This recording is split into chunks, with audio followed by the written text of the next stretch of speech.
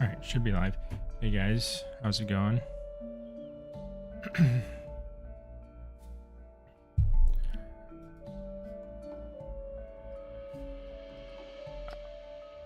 I hope everyone can hear and see me okay. Let me know if anything looks or sounds off with the stream.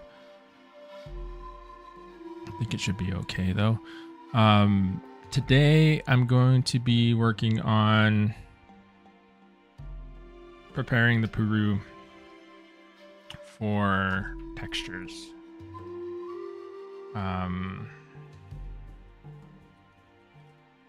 So it's going to take a little bit of setup and possibly a bit of back and forth between ZBrush and Blender and Substance Painter and all that stuff. But we'll start to get the Puru ready for all of the texturing that I need to do. And we'll see how far we get. I kind of only want to do. You'll see that there are two different versions of the textures for the Puru that I have to do. I have to do one set on one sort of set of UVs, and then another on the other set. Because we have two sets of UVs, if you remember, from the retopology and UVing part. So what am I do? If I can talk, what I'm doing right now is I am I'm trying to get the high poly prepped for export, because we need to export the high poly so that way we can bake the details from the high poly to the low poly. So the high poly needs to be exported so it can go into Substance Painter. But the deal is Substance Painter doesn't have, I don't think it has the capability to like deal with like a ton of polygons. I know it can deal with a decent amount, but I still think I'm thinking I probably need to reduce the polygon count.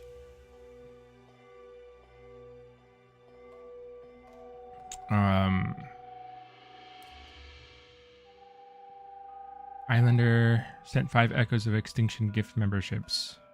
That sounds fancy. I don't know exactly what that means, but that's cool. Yeah, and so I anticipate that we are going to have some issues here, because I always do with baking and exporting all this stuff. One of the issues that I think I'm dealing with already is the scale of the model is different between Blender and ZBrush, and it should not be, because I didn't scale anything up or down when we were making this. So I have no idea why. For the life of me, I have no idea why these programs do this. I really wish. Let me see if I can troubleshoot this really quickly, because I hope I can. The thing about baking is that the meshes need to align perfectly. There's a tiny bit of wiggle room, but they need to align pretty closely, or else there's nothing to bake to or from. So that's a very important aspect of this. If it's not right, then we're not going to get any good bakes out of this. Yeah, see, This is great. This is so good. What can I do? The option I have is I can realign the meshes like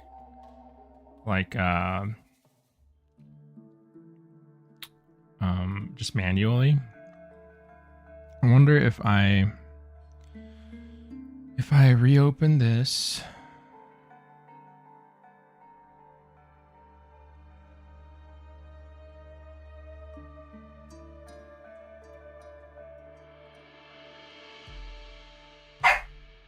Sorry, my doggo is yapping.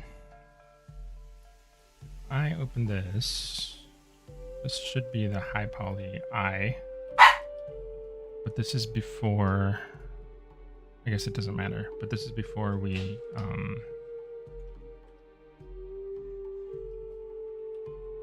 mesh subdivision valley. Yeah. Okay. The eye doesn't really matter too much, I guess, because I can just subdivide the low poly and then bake a high poly from that. So debatable whether I actually need to go through this or not, but I want to test something. These are going to be high poly.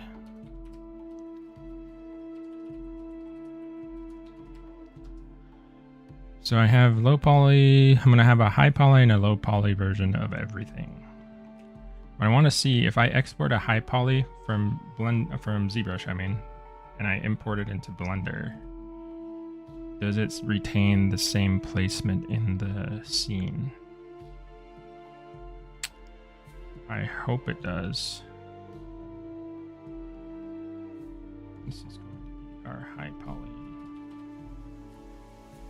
That presents its own set of issues, though, because Blender doesn't like dealing with very high poly counts.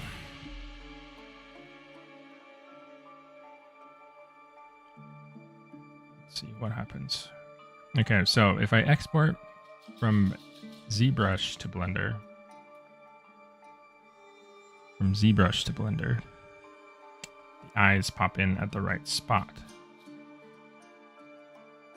But if I export from Blender to ZBrush, the eyes are gigantic.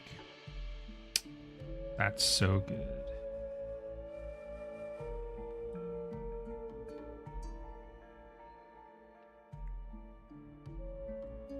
Okay.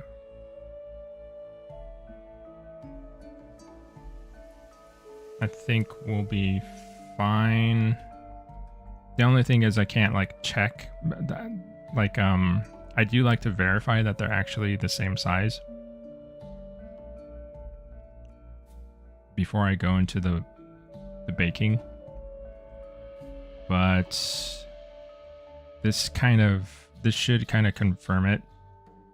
The fact that the eye exports out of ZBrush the right size kind of sets my mind at ease a little bit. All right, we'll move forward.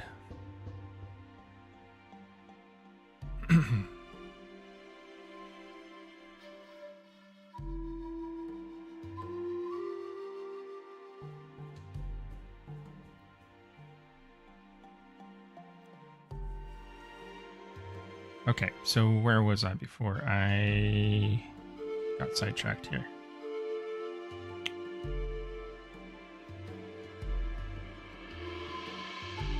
Okay, so if I look at my Puru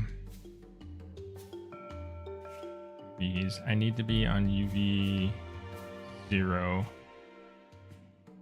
because UV 0 is going to be the first texture pass that we do, because that is the this is the mirrored UV set.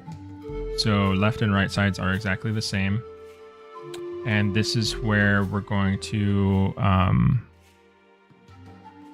this is where we will have our normal map and our roughness and all of those maps could be, because they don't change. They have no asymmetry. So that's what we need. And it looks good. So I'm going to export this. Or actually, can I export them as... These are old. So if I export these, as long as they're named separate, hold on.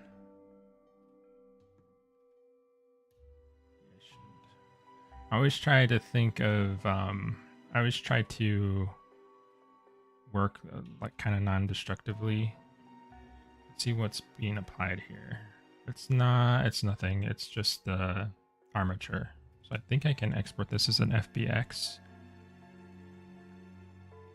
So what I'm want to be very careful of is take a look at these names. See how they have the name of the object and then underscore low. These names are going to be really important. Actually, I'm gonna take a screenshot of this because I need to rename. I need to name all of the high poly meshes according to this stuff. They need to match because that's what the baking is going to take into account when I pop everything into Substance Painter. So these all need to be, these are correctly named, I think. This is usually the part where something goes wrong. It's just that something's not named properly. We'll try an FBX. Opalescence, hey, how are you? I'm good. I'm good, thanks. I'm starting to go through the baking process for this guy, and I'm doing my best to get a clean bake without any errors the first time around. Let me see. Texturing, low poly. This is low.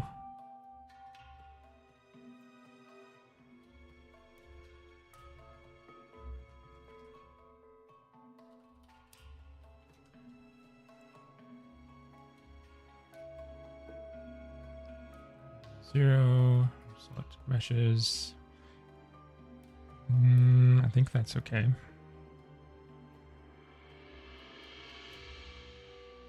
We'll see. I wonder if it exported in this posed mode, this posed state. Let's open Substance and see. Because if it did, then I'm going to have to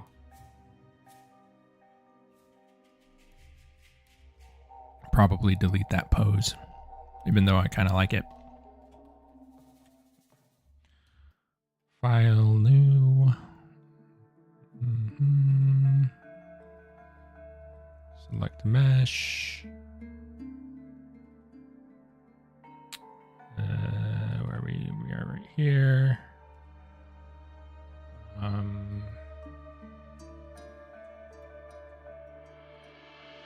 String poly UV0. Let's see. DirectX, I believe, is right. I think this is good.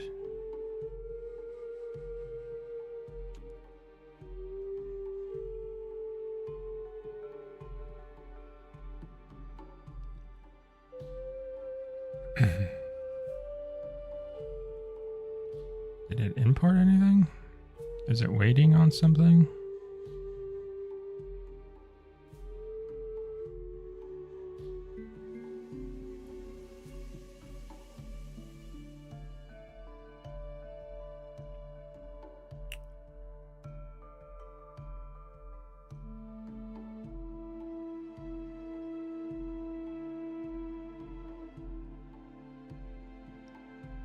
Product is modified. Start. Huh. This is good. I wonder why. I wonder why it's not. I think it probably has something to do with this armature being here. Let's take this off. We'll duplicate this hierarchy. Call this one posing.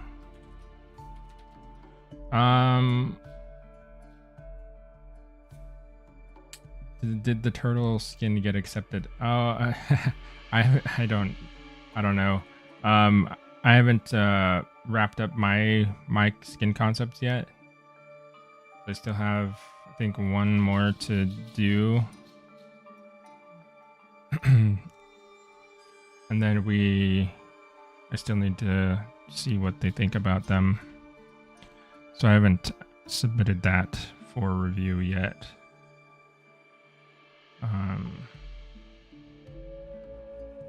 We could have worked on that more today, but I figured it'd probably be best to do something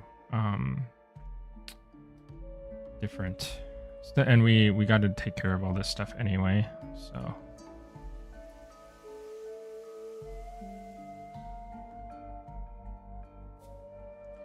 This needs...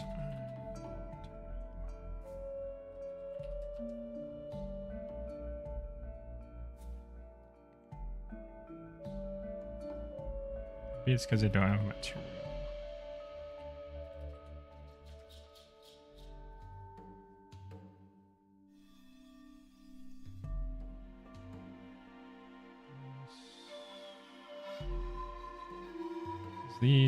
These are on. These have UVs.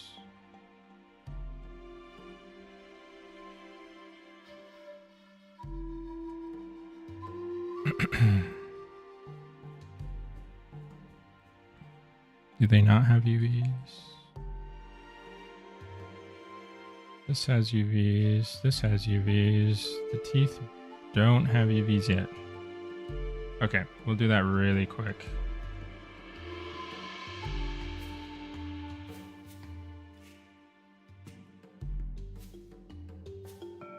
I think I was too concerned about getting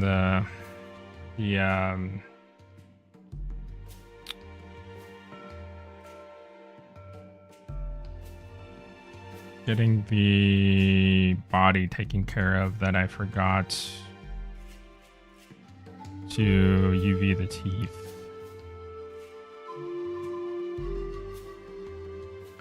That's okay. UVing the teeth is nowhere near as hard as anything else, really. They're just cones.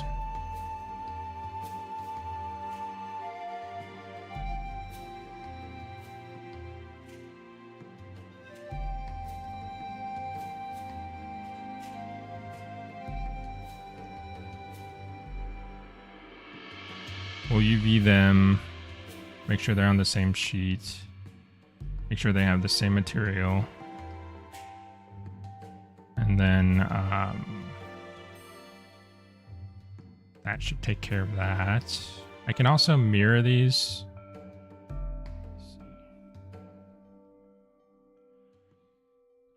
So technically I only have to do one side.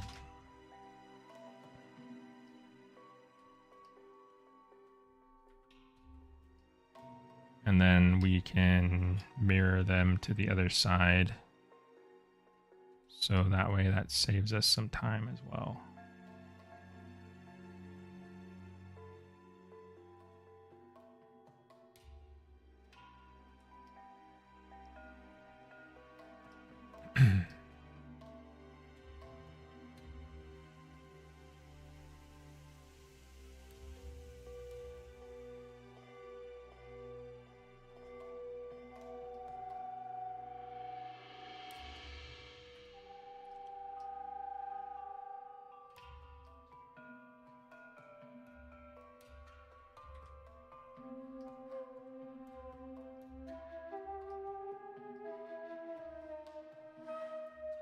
Trying to make sure I get down this center line of the tooth here.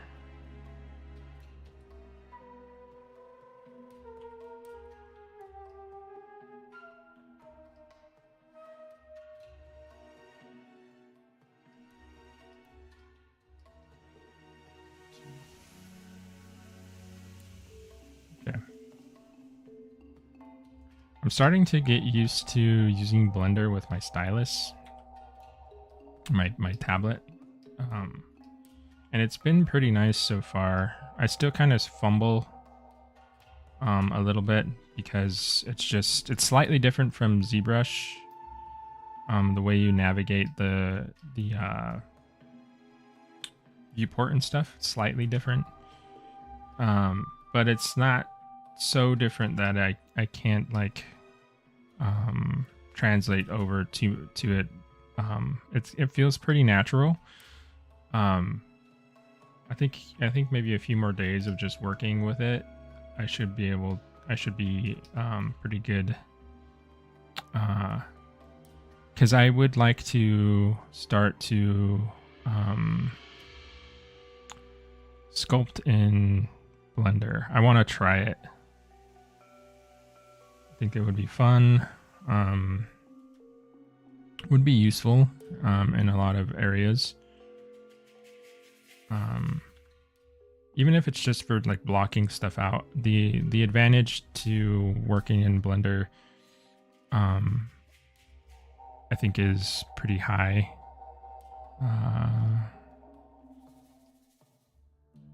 So I'm going to mirror this over. We'll UV this, mirror it over. These teeth get UVs as well. I'm going to do the same thing.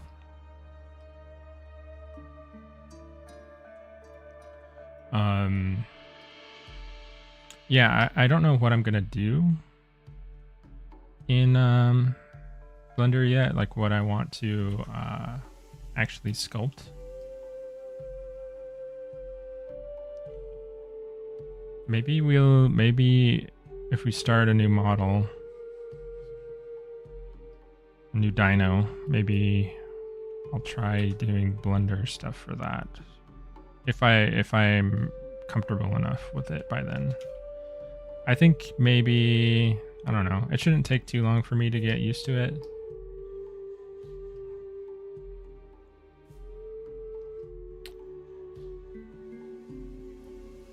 But who knows? If not, I'll just work on it in my personal time with like a creature or something I wanted to sculpt for a while. I've been wanting to do stuff with like armor and things like that lately. So maybe there's a chance to do that.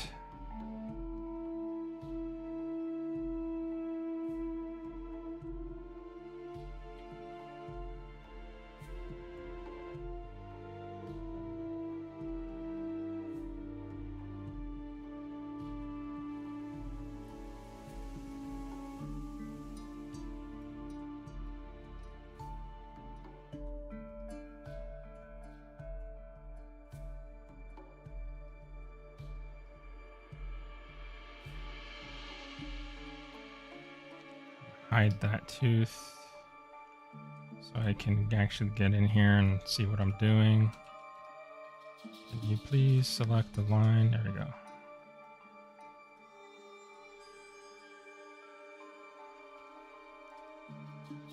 These teeth are getting too close for me to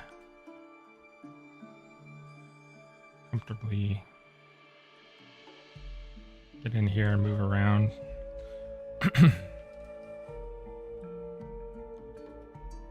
There we go.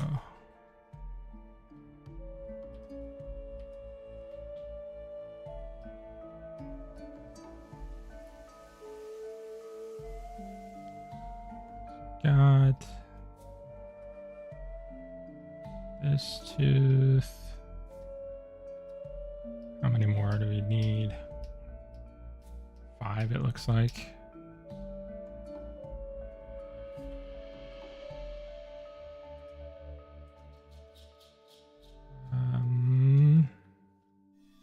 Hide that one.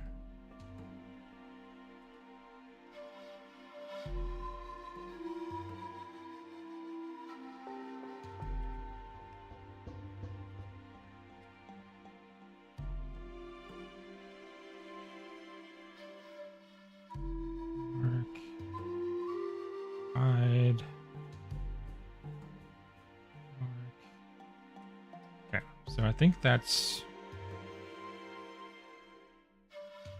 all of them on that side. Bring those back. These should all have a seam. And then I would need to go top view.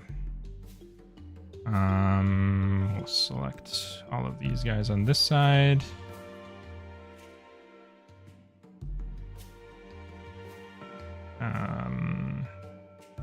We need to delete them. Okay, so these two we can select. We can go into edit mode, unwrap.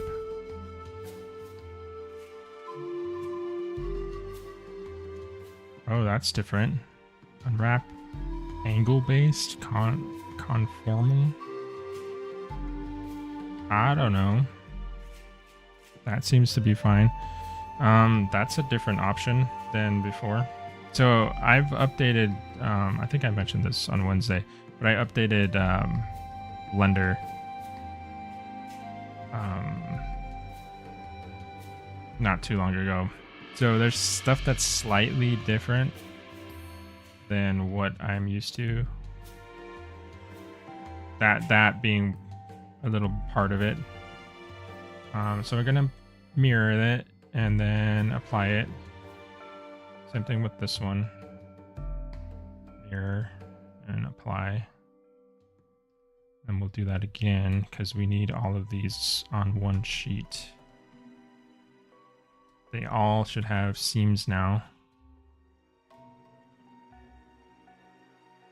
And yeah. So there we go. We got UVs on our teeth. That's good.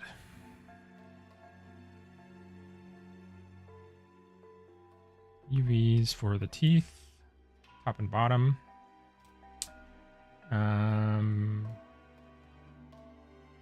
This is gonna screw up our naming convention because I have this posed one here that's taking up these names. I'm gonna take this off.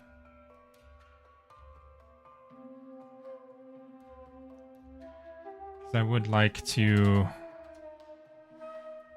I don't want Blender like automatically renaming stuff because it's gonna cause problems.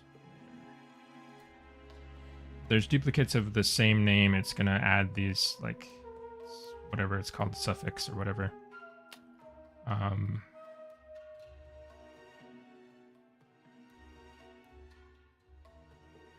We don't need that.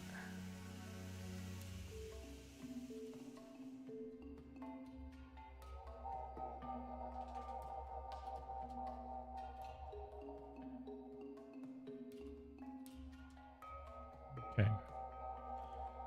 0, eyes, low, body, teeth, bottom, top. These all have UVs. They all have UVs. Okay. Let's try it again.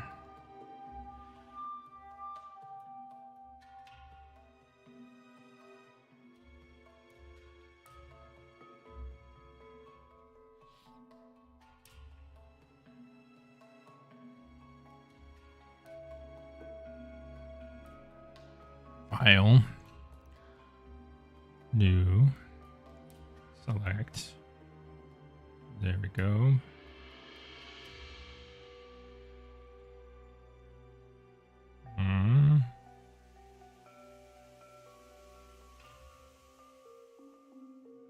Okay, cool. So the problem now, we have eyes that we can select and turn on and off. We have the teeth that we can turn on and off.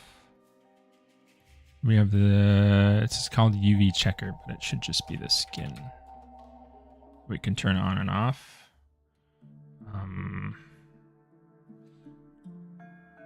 So we have the UVs here.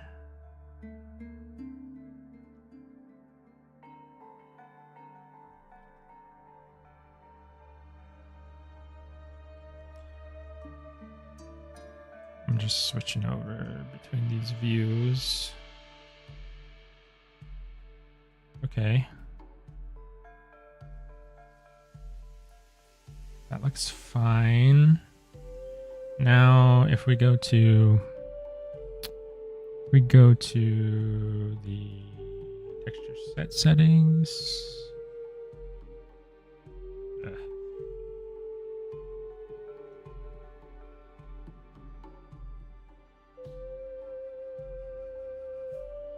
Down here to bake. I want to see what my names look like. If it shows me. Actually, my name not enabled.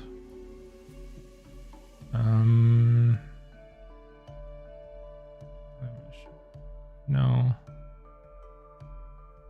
Okay, we'll have to probably import the actual high polys.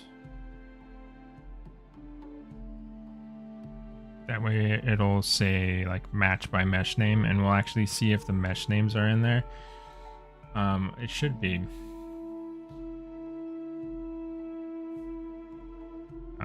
Cancel. I almost clicked out of there.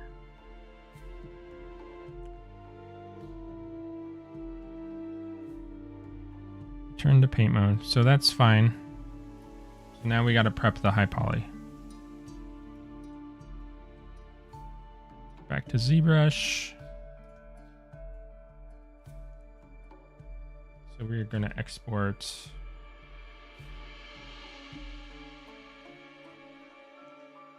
eyes high.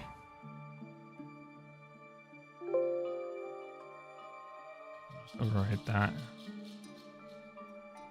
These, let's see.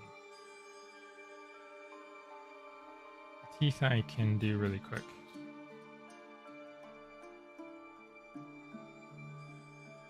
Teeth, yeah.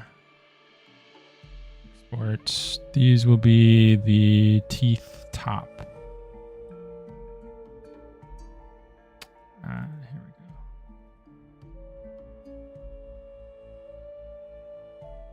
go. I gotta make sure it's exactly the same, except for so where the low poly meshes have the low. I guess it would be like a tag or something. The high poly meshes will have high.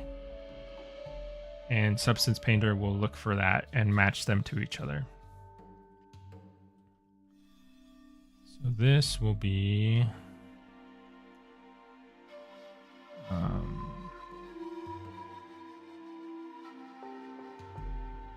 teeth top. This is teeth bottom.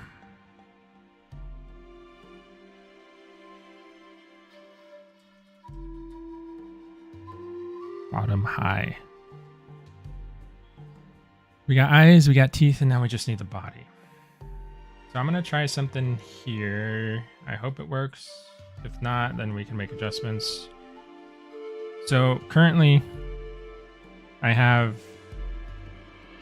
the body is separated into these parts, right? I have the legs, front legs, back legs, and then the body, like the torso, like center part.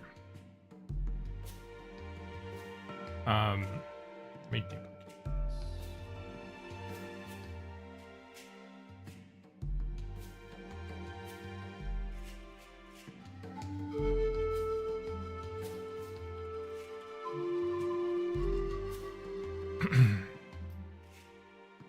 So I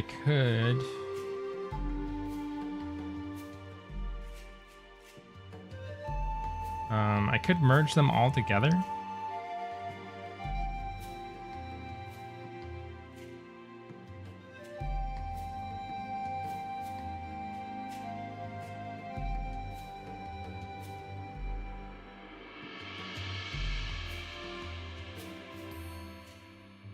Could merge them all together.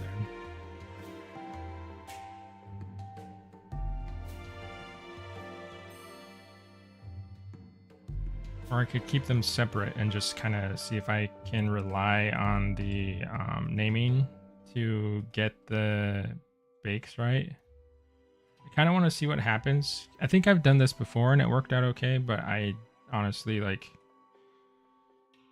when it comes to this whole baking process, it can kind of all blend together, and I'm just like, I remember the process as I'm doing it, but like certain details kind of get lost. There's just so much, there's so many tiny little steps that you have to make sure are right. And there's certain ways to go about doing different models depending on how they're broken up. We'll try this. If not, if it doesn't work, then I'll just merge it all together and do it that way. Let's see. Should be able to export an OBJ that's this high.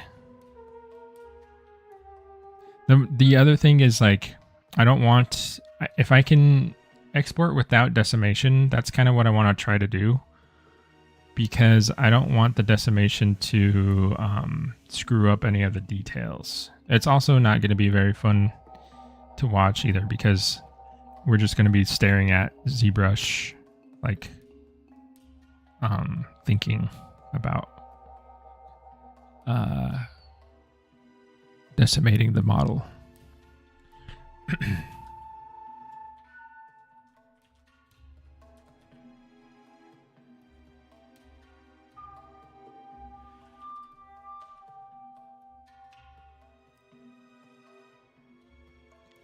So I think if I do this whole thing first, and then I go,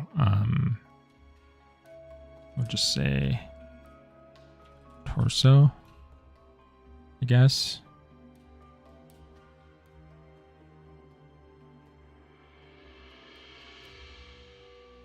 It's gonna take a while to write because it's 15 million polys.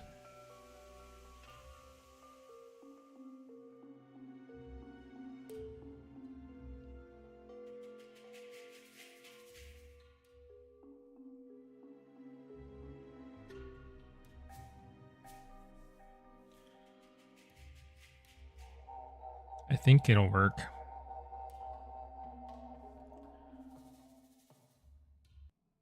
It's always good to test, though, I suppose. So we'll learn together here. So these are the legs. So I export the legs, and I want to do the same thing, but these will be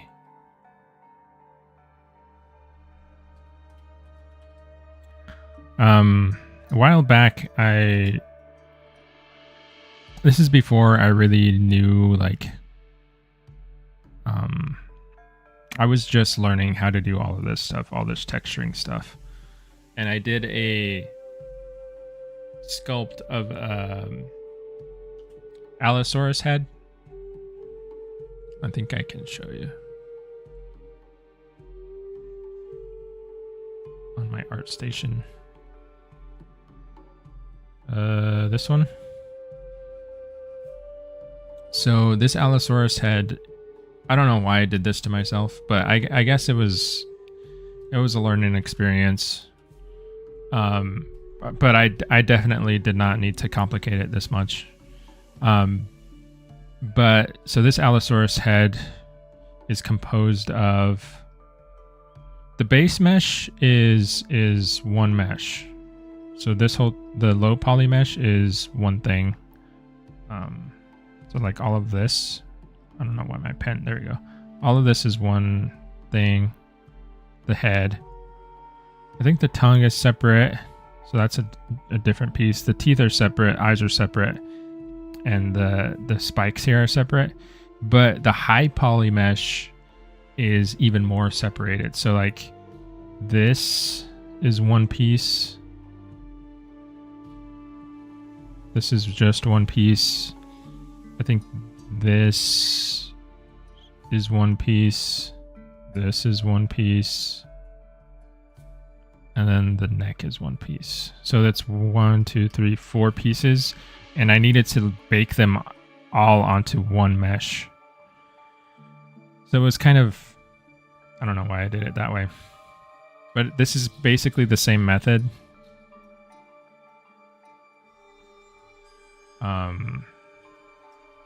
I think this is how I named them.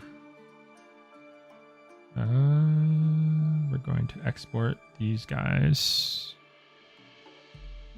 These will be the front legs.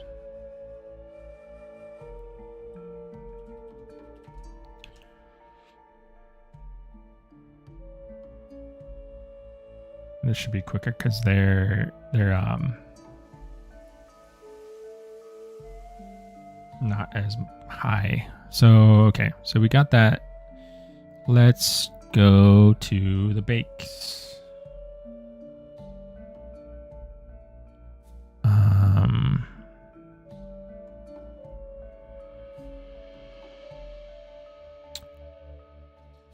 Where is my... Oh, that's not what I wanted to do. I'll have to wait for this to quit. It's just baking stuff based on the mesh that it has already. It's baking stuff from itself, essentially. And I had all of those, like... It, by default, it like selects literally like everything. But you don't need all of that stuff.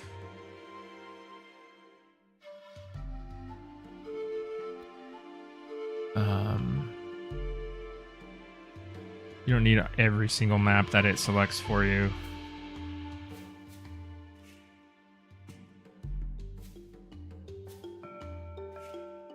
Where is this?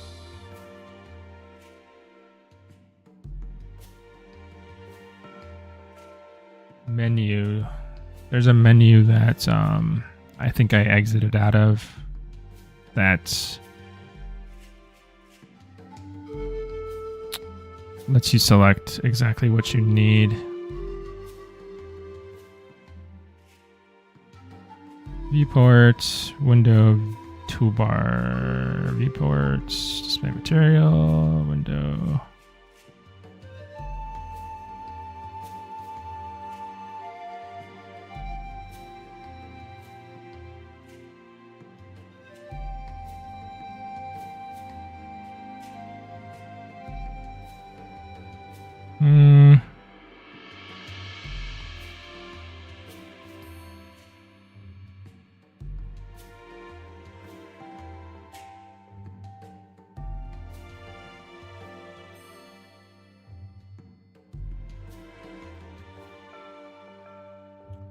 Is this it? Okay, maybe. I wish it would stop like trying to nest these menus in each other. Yeah, this is what I need. Okay. I don't know why I deselected it. Usually it pops up on my other screen. So I'll keep it on this screen though, because I think it's probably important for you to see. So I need to load in the high poly meshes here. So that will be in this folder. They should all be named correctly, I hope. Select all of those, open them up.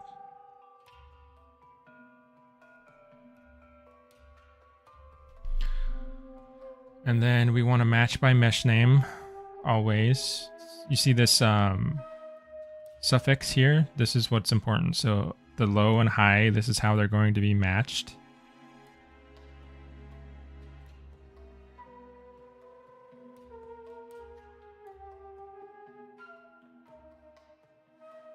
I don't know what it's doing below there. I'm assuming it's still thinking.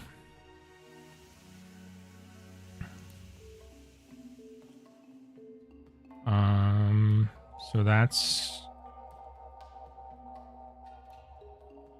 these are the common settings. Where are my...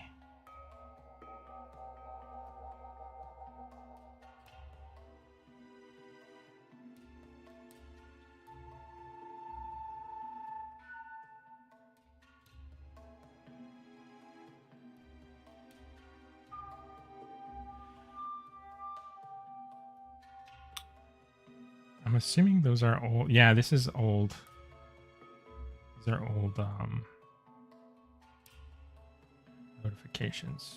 That's telling me that my TTVs weren't there, so it failed to load the scene.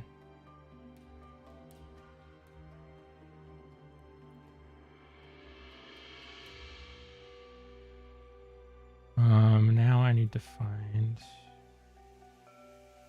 my other options. I should not have like closed those windows.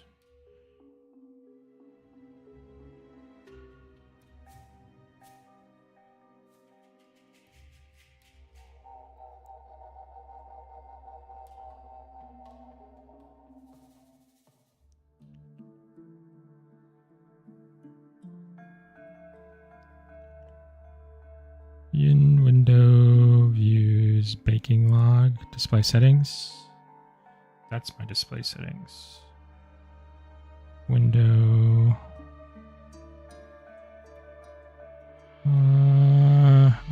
Here, let's just reset the UI. That's what I needed. Okay, so we want the normal map. We want normal first. Because basically everything else bakes from the normal map. If the normal map doesn't look right, then everything else is going to be screwed. I'm going to bake at a low. This kind of is just the quality. I like to bake just to check that everything's working, because if you set this to a super high quality like 4K or 8K, it's going to take a while to bake. And if something's wrong, then all that time is just wasted. I just want to make sure that it's working. So I'm going to bake a 1K map and just make sure that everything looks good. It's all working as intended. And then if that looks fine, then we'll move on to baking out all the other stuff we need here. So I got my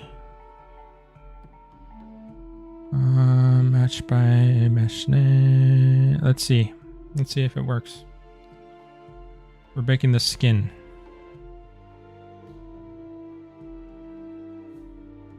Actually, I don't think I needed to add in, what's this one?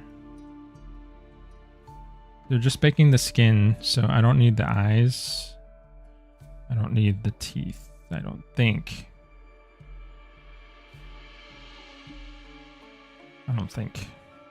Let's see. Bake.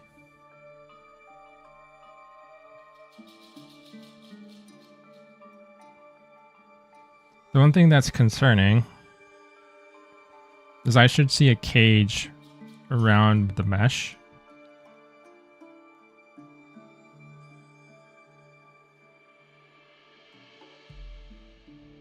That shows like the proximity to the high poly mesh.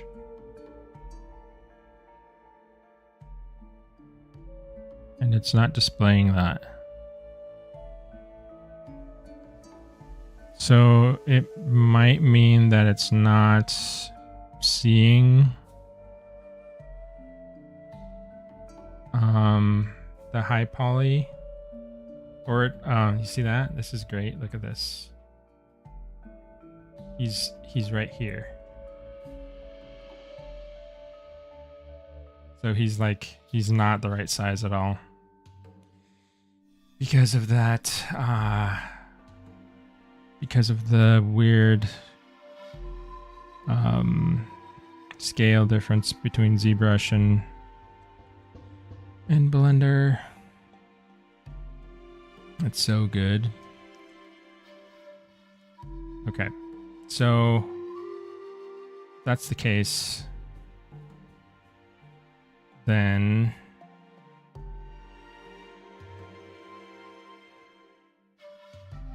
I might need to import stuff into Blender, and we'll hope and pray that Blender can handle the polygon count.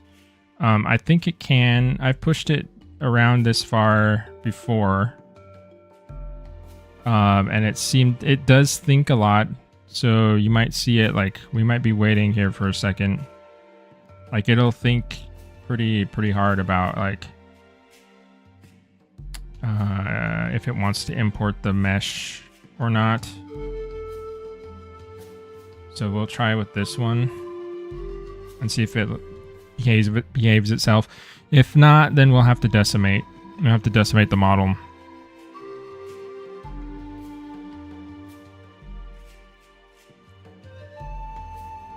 But yeah. Welcome to the joys of... See, that's so weird. It's like I imported into Blender and it's the same size. I have no idea what's going on. I mean, if anyone in the chat has any info on why that happens, feel free to let me know, because I have no idea. But, you know, it's just something that, I mean, I have friends who work on this kind of stuff too, and they have the same issues. They're like, what the heck is happening?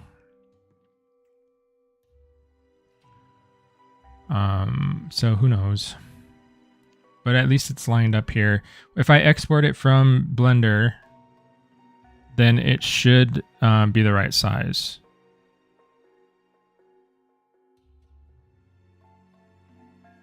I hope.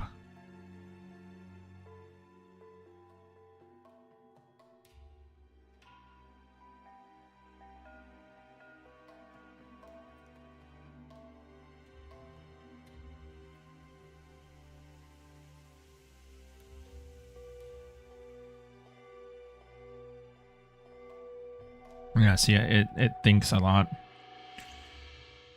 Okay, so now, well, here, let's do one test before we get too far. Let's try and bake the eyes, because the eyes were exported from Blender, I believe. Do the eyes work?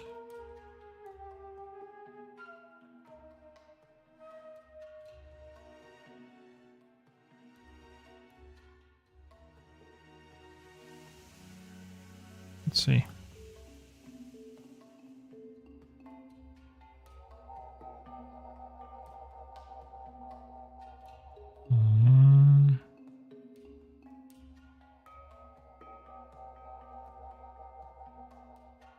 The eyes are going to be, maybe it's better. I don't know, man. We'll see. Because it should show me my my secondary mesh too.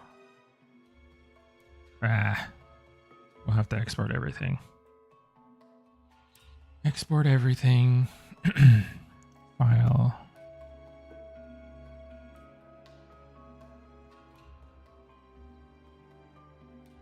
But like I said, I think I probably said this like a while ago. It's like if anything's gonna go wrong, it's gonna go wrong here.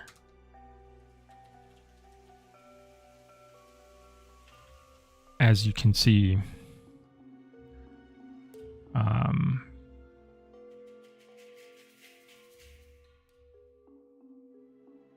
file, exports.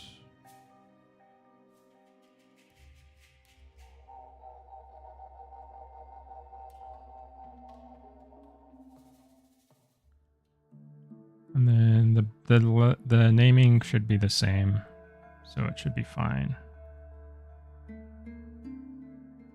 I believe.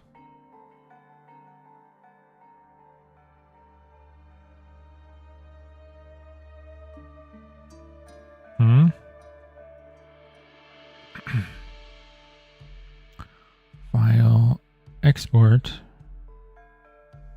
BJ, selected.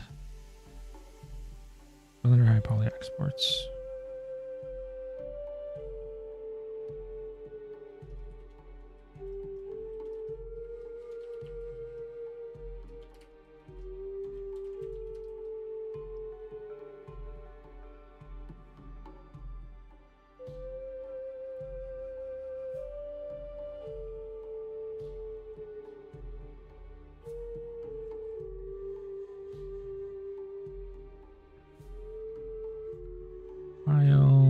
export waveform OBJ. Export selected.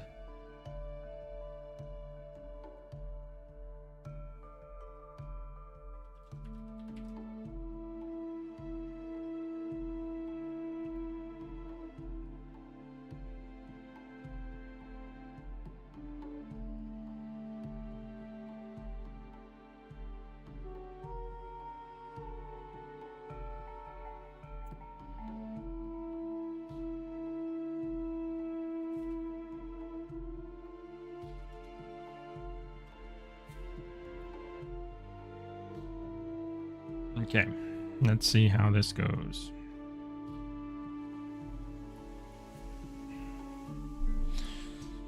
We've been here for an hour, and I still haven't gotten a bake out of here. Skin.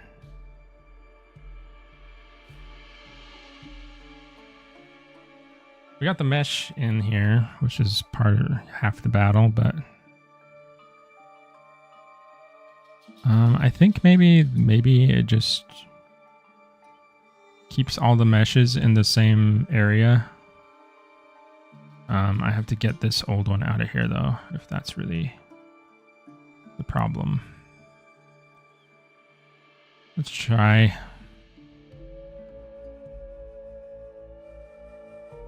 It's reading.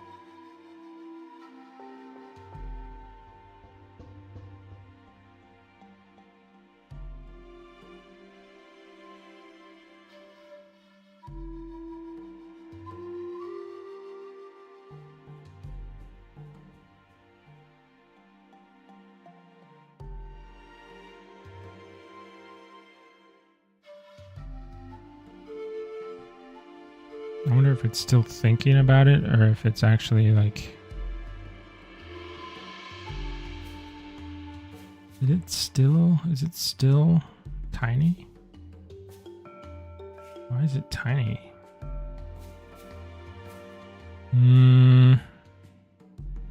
What the heck is going on?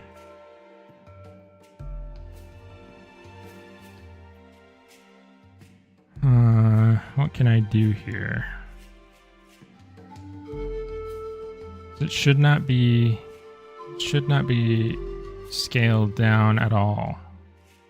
They're exported from the same file at the same scale.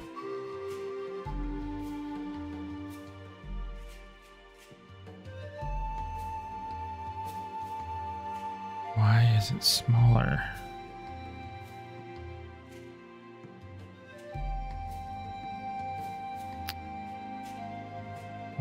Why?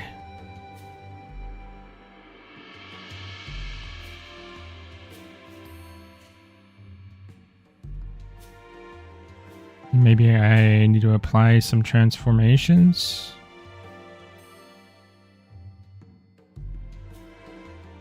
Maybe they were different scale than the body.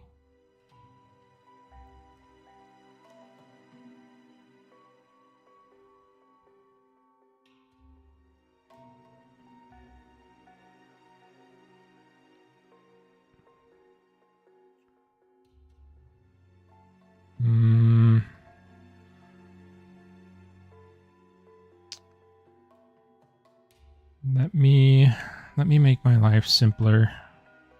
We're just gonna do this because even at least we have the option. We'll try using the multiple ones just one more time because I applied the scale. even though it should not have been, that shouldn't have even been a factor, I don't think. But let's see. We are going to decimate this model here. Probably going to take it down to like 3 million. I'll try to take it down to 3 million. As layers, bake all layers. And I'll do the same to the legs and the back legs, the front legs.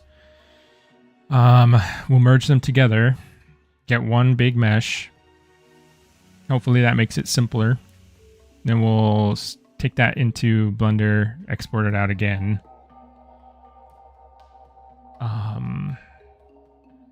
See how that goes.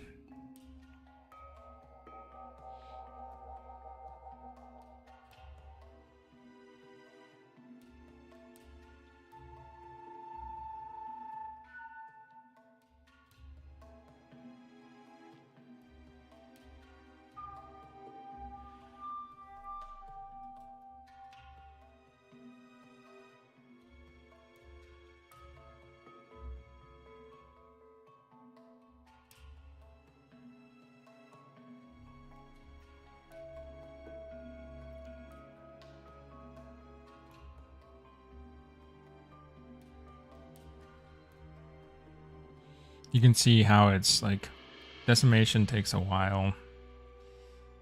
You have to, it has to process the mesh and then like store that information, and then you can run the decimation process. You have to do that for each mesh. So the higher the polygon count in the mesh, the longer it takes for it to read. I'm gonna look something up really quick while we're waiting.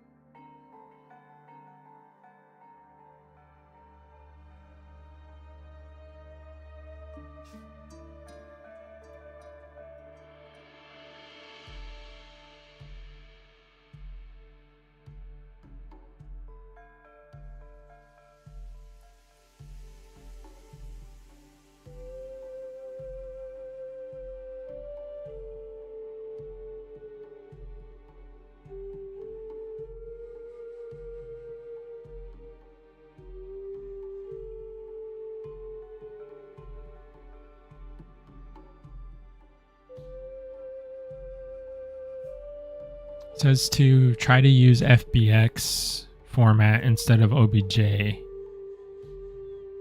May help preserve scale and position.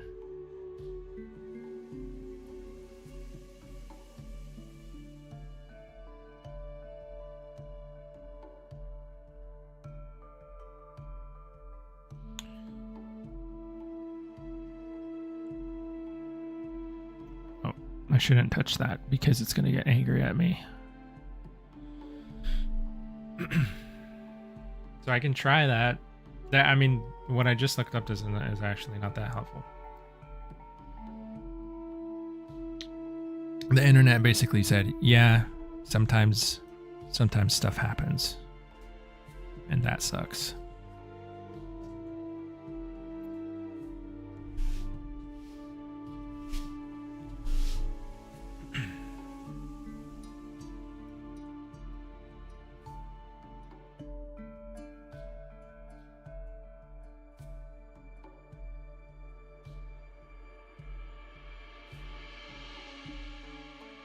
Okay, so we have it's pre-processed. So I want to try for I want to try for maybe like 25% of the total. That would be around what? It's almost 16. There should be around 3 million? 3-4 million? We'll see. We can always undo it and try it again.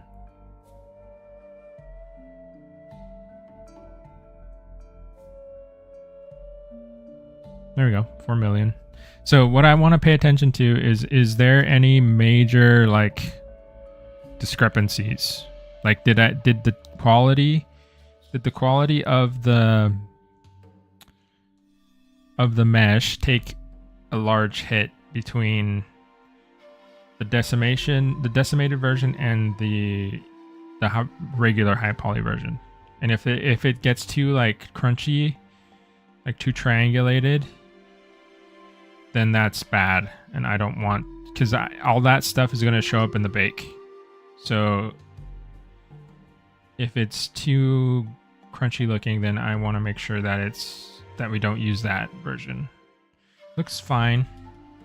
You can see this is the decimated version. If I go over to the normal version, you don't really see much of a difference. I don't really see a difference at all, really. So that's good. So we can do that to these meshes here. These should go faster because they're lower poly.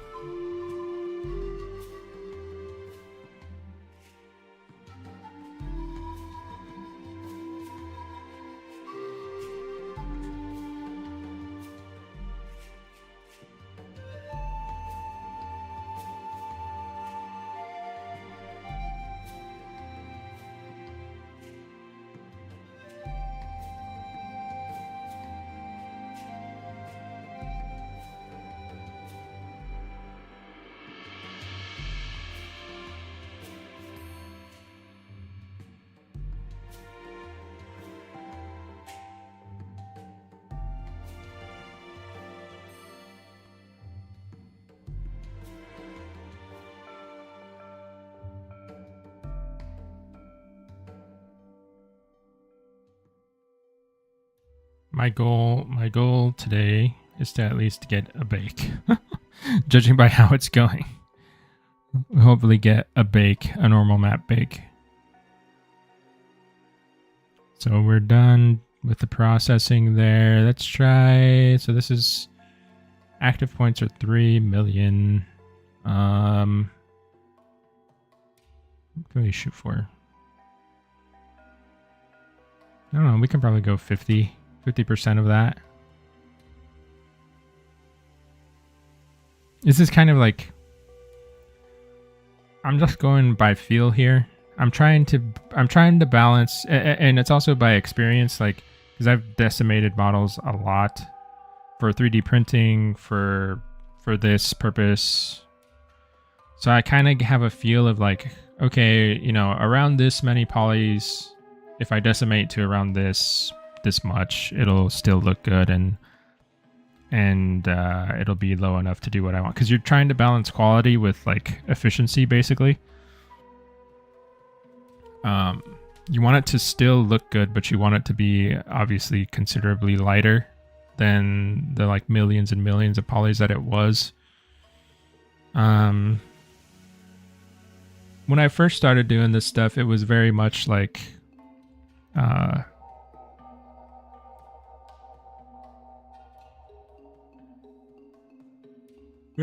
trial and error, where I would basically be guessing, like, what happens if I go 25%? What happens if I go 50%? But after doing that for a while, you kind of get the feeling of like, okay, this is about where I can go. And usually it turns out okay. Sometimes I get my estimation wrong, but this seems to be fine.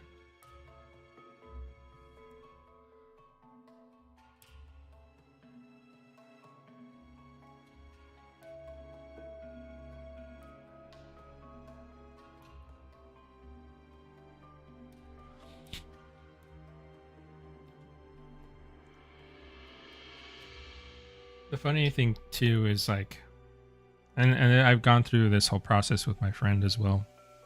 One of my friends who is also a 3D artist. It's like we both ran into these same issues with texturing, and we both like have diligently tried to like I've mapped out my whole process in like flow charts, of like step by step, like what can I do here to make it easier? What did I do? What did I learn from last time? Like I try to analyze stuff like that. And like literally without fail in the texturing process, like especially in the baking, there's some new issue that'll pop up that I just was not even aware of, or like I thought I had I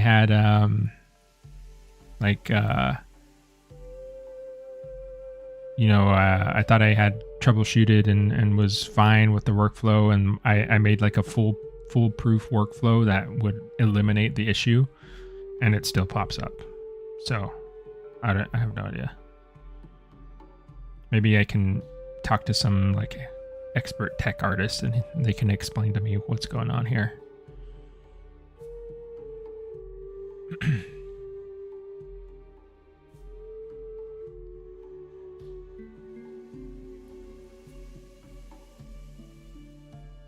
That's also one of the reasons why I think working in sculpting in Blender would be nice, because then everything's just in one scene. Like you have your low poly, you have your high poly, it's sculpted in the scene. It's totally like they're guaranteed to be the same scale. Blender actually has a scale to it. Like it has the meshes in the space have like actual scale, whereas ZBrush kind of like it does and doesn't have scale. Like you can set it to whatever you want, but like in relation to other 3D programs, it's kind of does whatever it wants to do, basically. Like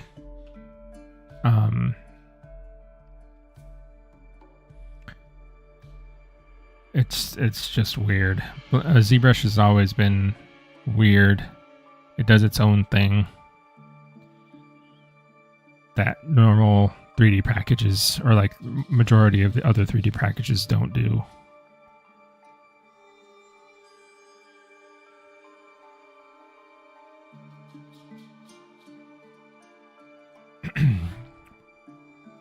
And I love it. It's amazing for sculpting and stuff, but I wish they would make an effort to have it be more like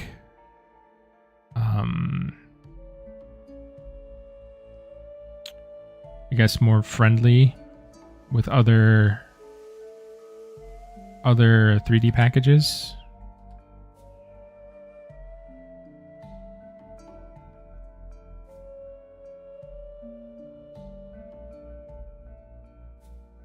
Like if you could just have like a scale menu option, and you just pick like, I want this scaled for Blender, I want this scaled for Unreal Engine, Maya, all that stuff. I don't know. I feel like somebody could probably do that, figure that out. Okay. Merge down.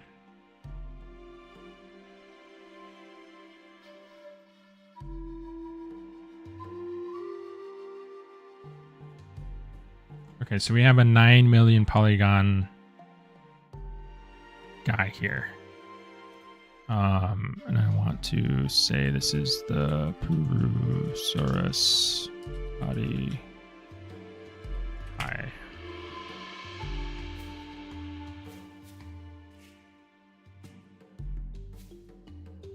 I'm going to save it. Let's see. Exports. We want Purussaurus body high.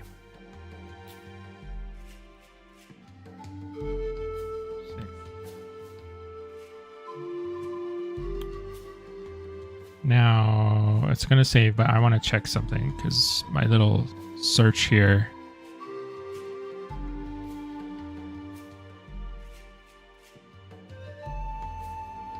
said that I should try exporting is as an FBX. And there's also these, let's see, size. This might be something to do with it. I don't know.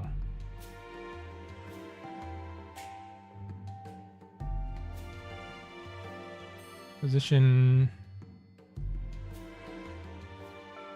These might have something to do with it, but I'm not sure. Let's try and export an FBX of it. We'll test that out as well.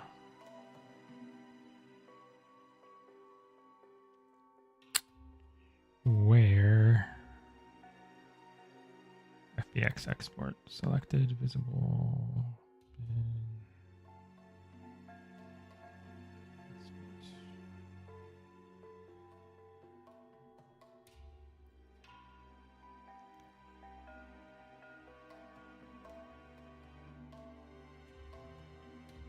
See if it actually does it. I'll write some notes down. I'm gonna start to forget like all the stuff we've tried.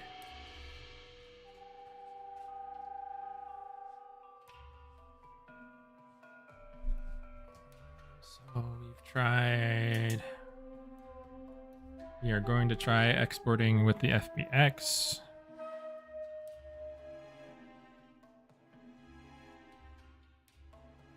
See how that goes.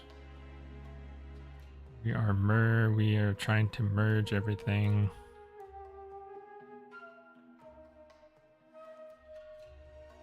And re-export from Blender. Okay. This is still processing data.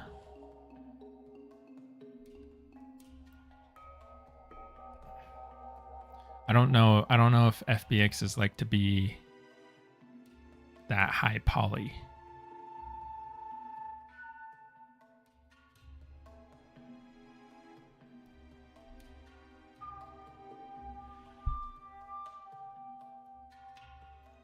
It may not like it.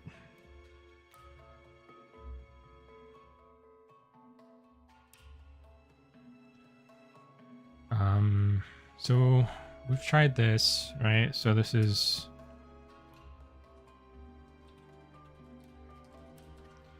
the unmerged body. Turn that off.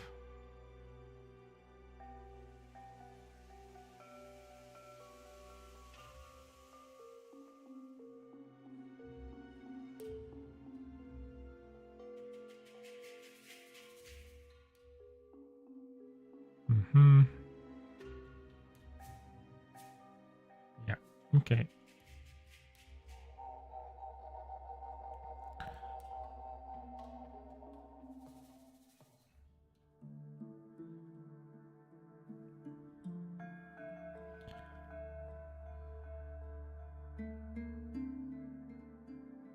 This is, I just want Purussaurus body high.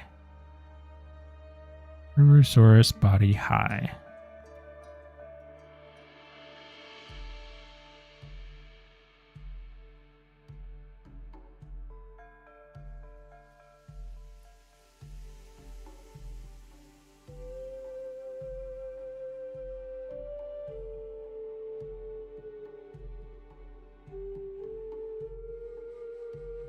Uh-oh.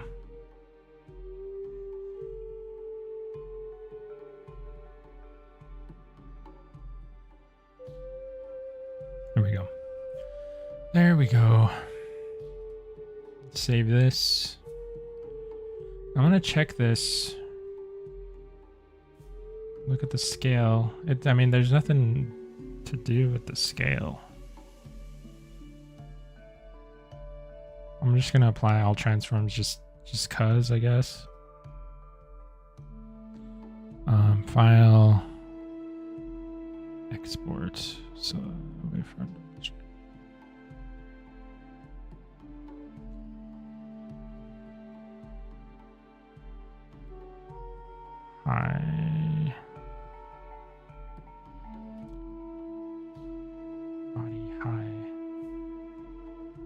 Purussaurus body high. Blender exports. Export. ZBrush doing all right. It's still thinking about that. I don't know if that's gonna work. I don't know if it's actually gonna export. Let's see if we import this now. Yeah.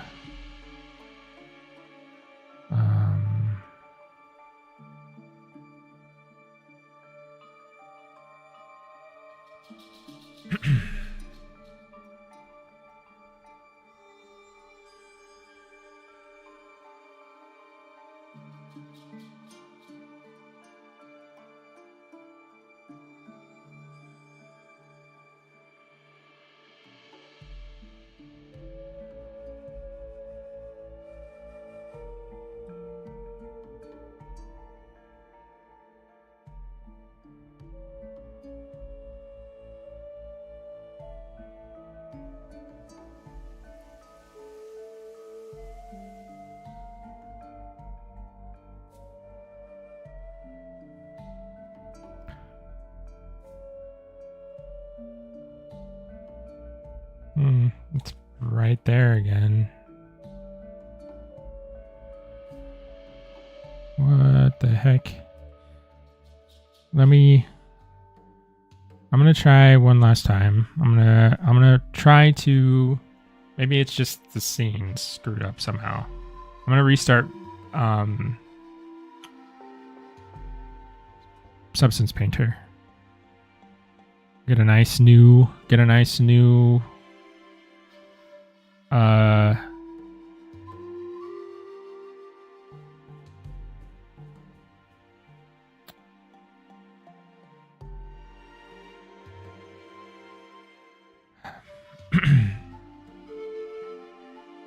new file.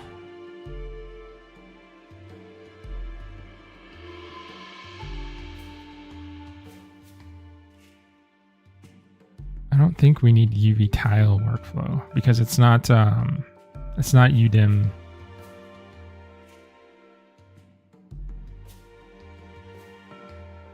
So there we go. We have our UVs. We have our mesh. So if I come over here and I go to texture properties and I go to bake mesh maps, I want to bake at 1K. I want normal and nothing else. And I want to select my high poly. High poly meshes from Blender, Purussaurus body high. Open.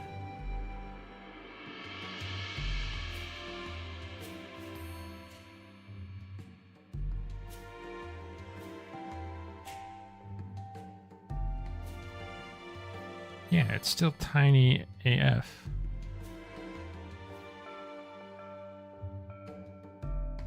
That is crazy. What is going on? Maybe, yeah, let me re-export this.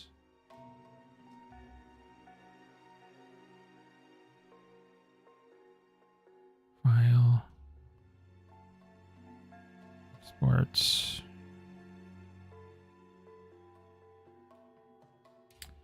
I just do, I wonder if I just do an OBJ. I wonder if it's the file type that's doing it. Oh, we're just gonna play around here for a while and see what the heck's going on. We're gonna do some experimentation for the sake of science. This is low, body low. Because honestly what I need is just a bake of the normal map. Once I get the normal map, I can put it on any mesh I want, basically. And I can just make a scene from that. Let's try we're just going to completely wipe this again.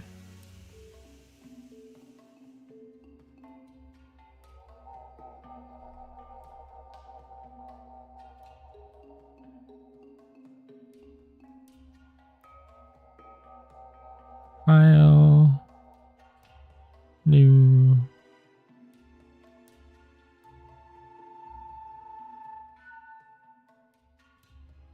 We will try the low poly. We'll try the OBJ now.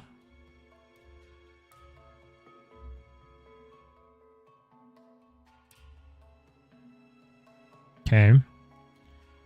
Now, if we go to the bake settings, we only have one thing to bake. If I go over here and I get the high poly and I do the body,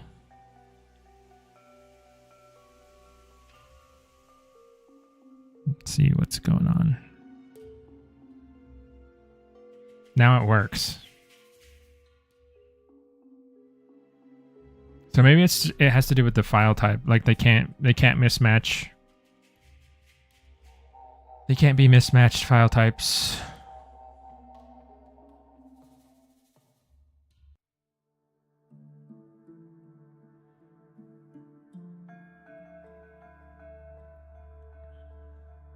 Because this is what I want. This means that the meshes are totally aligned. That they'll bake from each other, basically. So that's good. That's a development, right? But ideally I would want them all together. I don't want to have to bake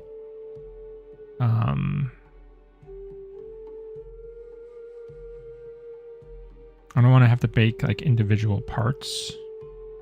So I wonder if it'll still work.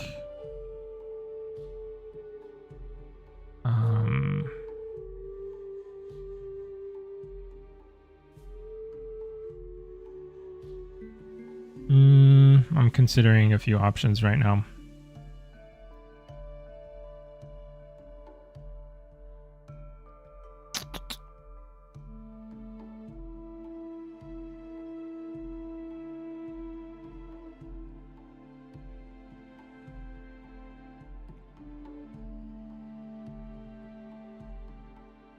Let me try something. Can I export all of these as a file? Export as an OBJ.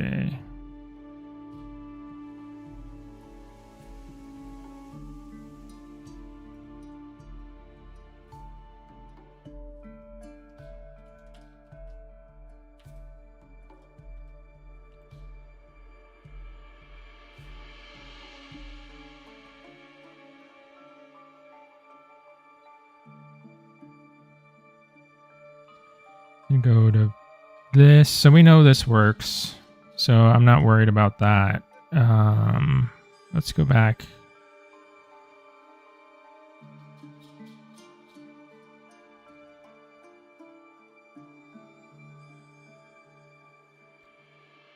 Purussaurus body. Let's do this. Purussaurus UV. Yeah.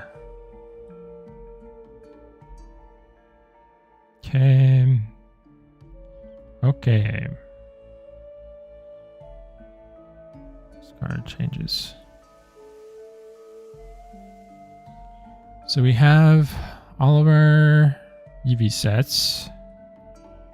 This is the eye. This is the teeth. This is the body. Okay. So we go to our baking. And I want to bake this. Turn this all off.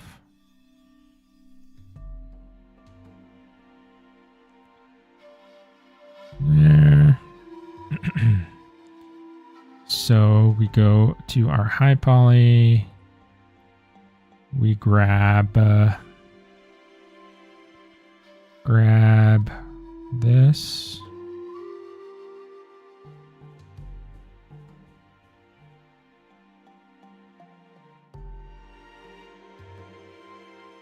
Okay.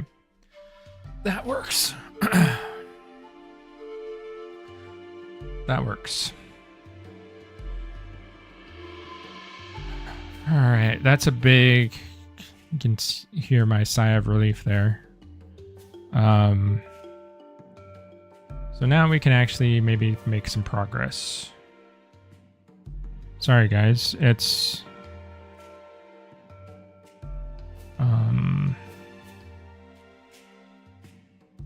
kind of the, uh-oh, I deleted.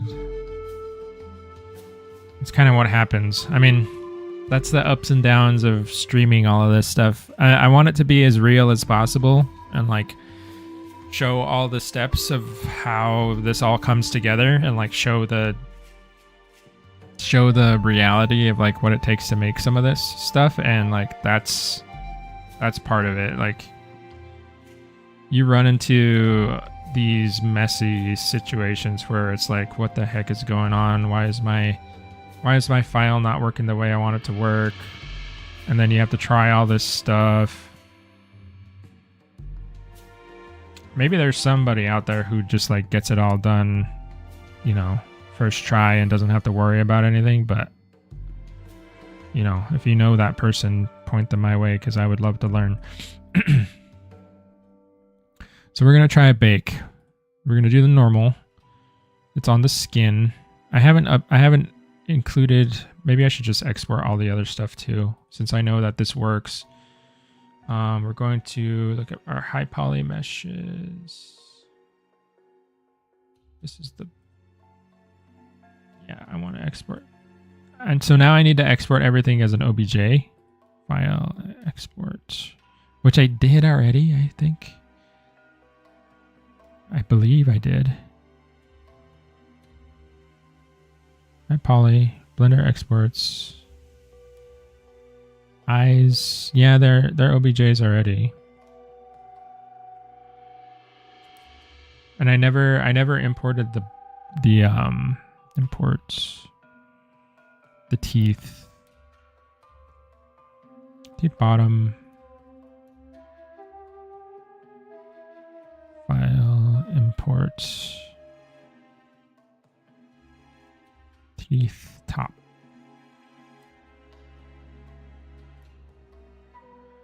And then just to, because I'm paranoid at this point, I'm just going to re-export them from Blender as OBJs. So that way we know, or hopefully we know, that the scale is the same.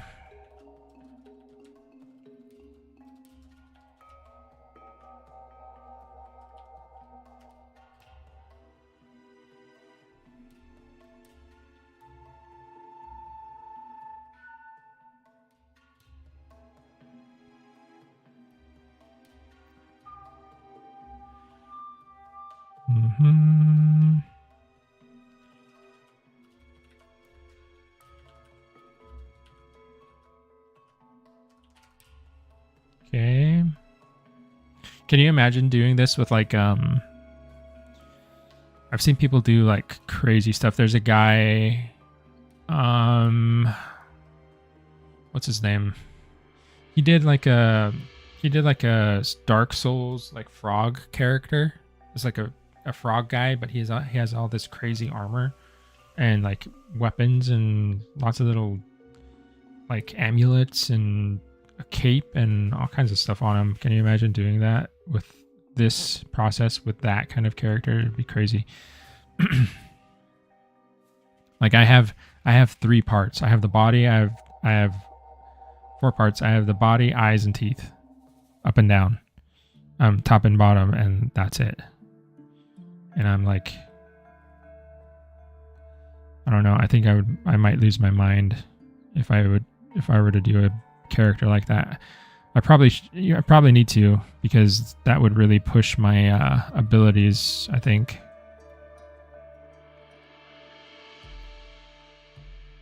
But that would be insane.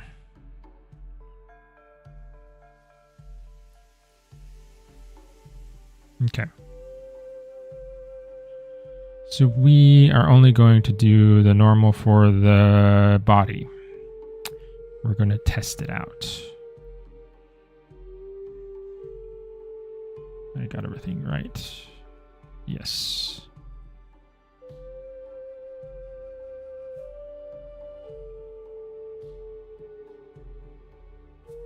Okay.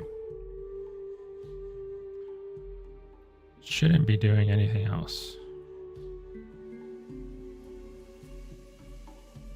There we go.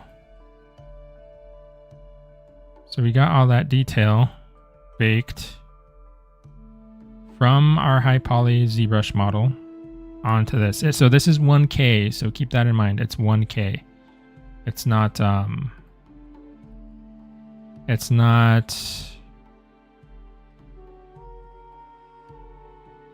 like super high resolution. And the reason why, so we're seeing like a little seam down the middle. It's because there is a seam down the middle, but there's no other maps helping this out. If we look in here,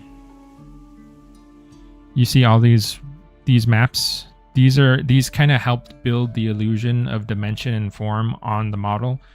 The normal map can only do so much on its own.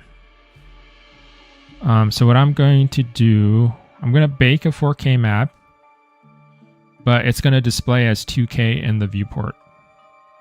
And I'm just going to go for the normal again, because we know it works. The 1K worked. Now I'm going for the higher resolution because I know that it's going to look okay. Okay.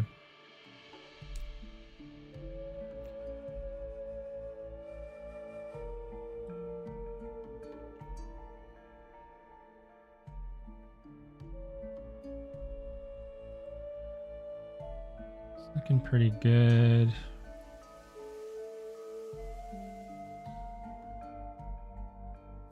There's a little bit of something going on right here that I don't like, but we can probably, I think we can fix that. Was that part of the low poly?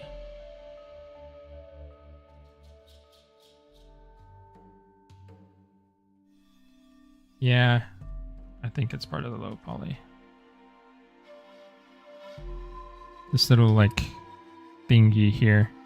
It's part of the, so I would have to fix it in here. We can do that. It'll be fine. Oh. That's the only part that I think is catching my eye right now.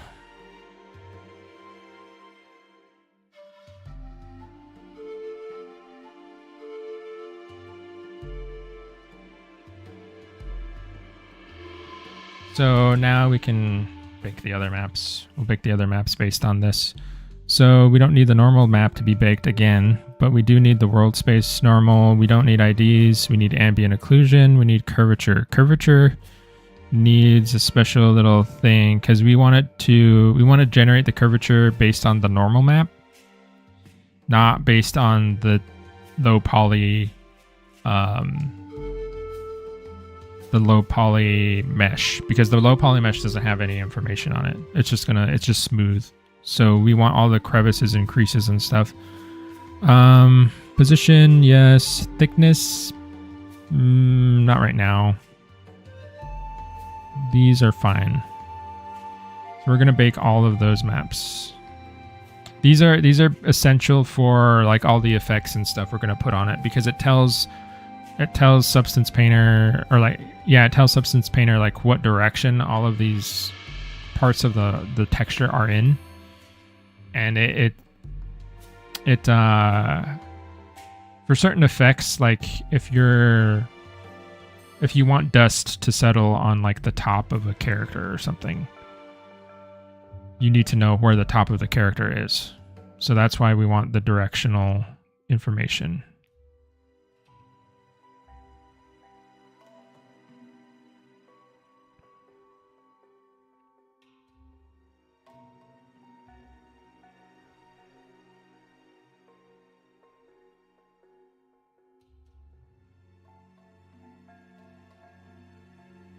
Okay, I think that's done. There we go. Cool.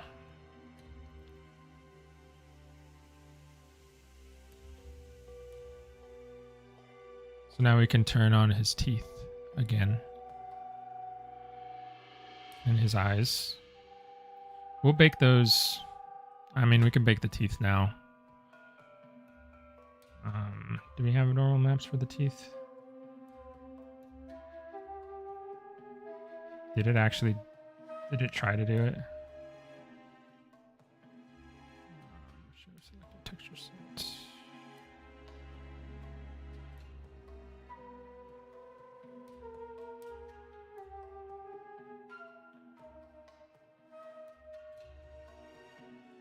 The teeth are a little bit awkward because they are so close together. They might start trying to bake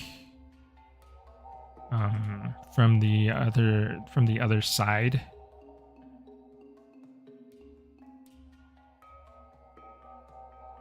Like from the adjacent tooth, you know?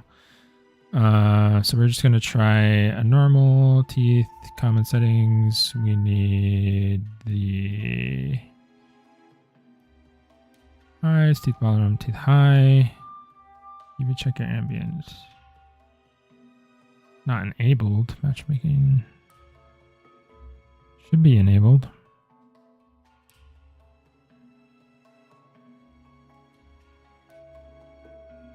Our mesh name.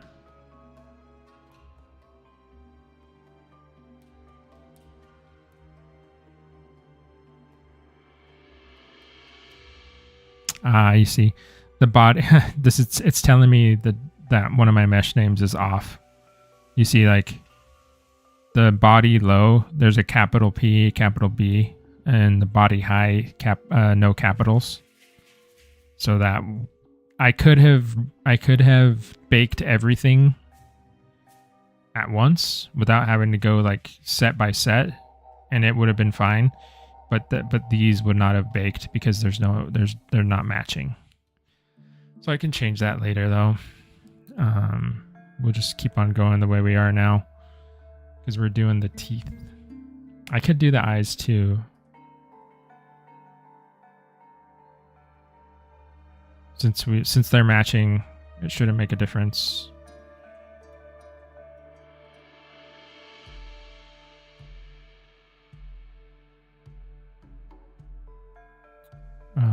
And then from what I can tell, they look fine here. Since we have that, we'll do the rest of them too. Position, curvature, we need to, yep, that's fine. Okay. We'll do all of that.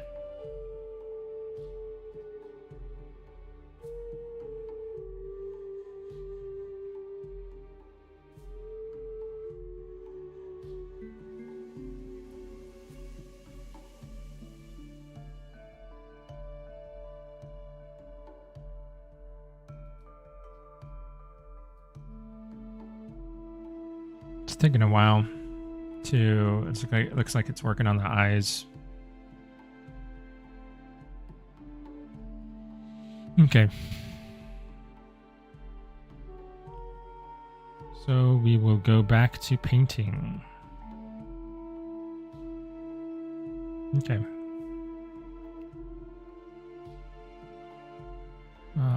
Show the... Okay, cool. This part needs some retouching too. But we can take care of that pretty easily.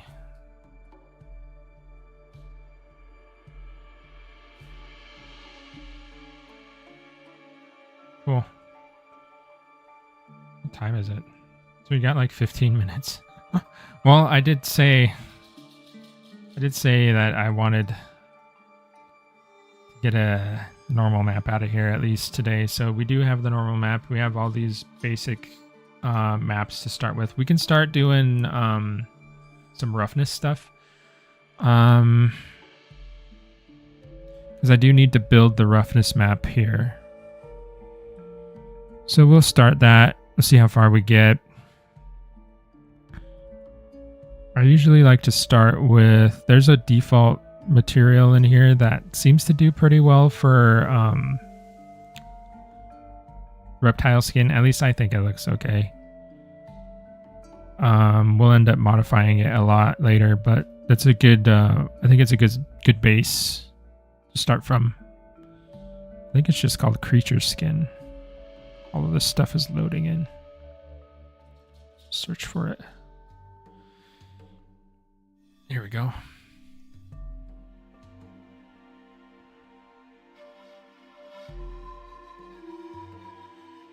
So what I care about right here is just the roughness. It's not like any of the color stuff is not really important.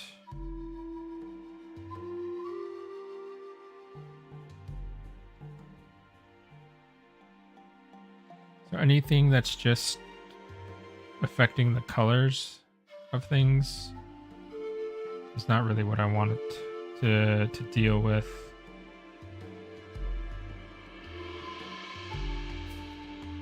This one, it's only affecting the color. We don't care about that. This one's only affecting the color. What is this doing? It doesn't look like it's doing anything. This one doesn't look like it's doing anything.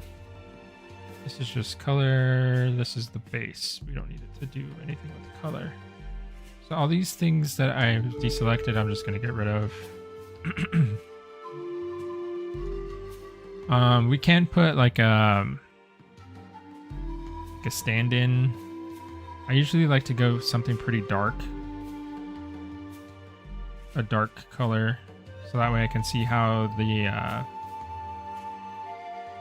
roughness is affecting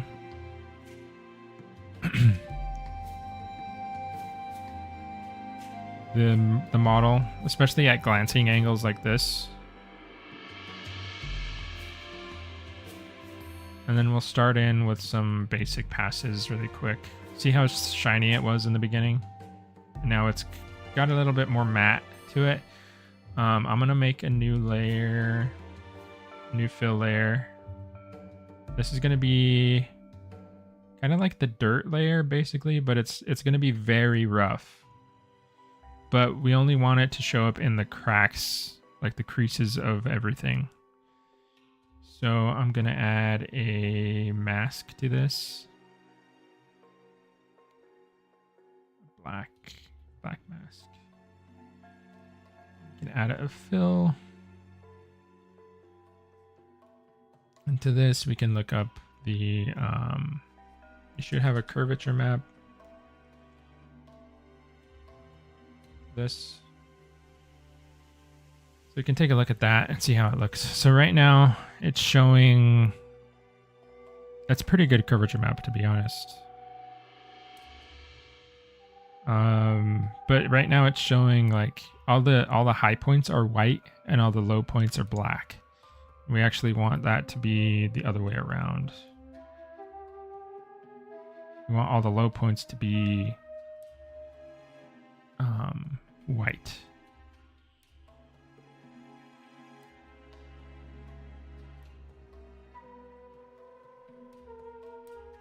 See that? The low points are like areas where dirt and stuff like get trapped. It's not as easy for it to get out of those areas as it is for the smoother top surfaces. So that's where we want the like grit and stuff to be. And it actually helps without a lot of like extra like material information. It helps to sell the depth. You can see like where the high and low points are. without a ton of additional help. So that's looking pretty good. A lot of this stuff is just about variation. So if I go into my roughness map, I take a look at my roughness. I want just to add some nice variation. It's very the strength of the roughness of the white areas is fairly even across the whole thing. You can see how it's a very bright white. I want to just add some breakup in there. So that's where our grunge procedural textures are going to be really nice. It's like we can come in here with this black and white spots. Turns this to multiply. See how it just breaks that up? I can use triplanar. I don't know if it matters.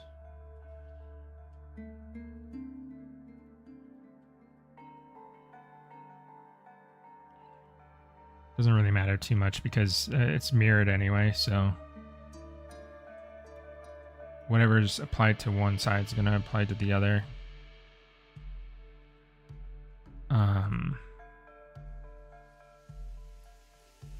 Let's turn it back on.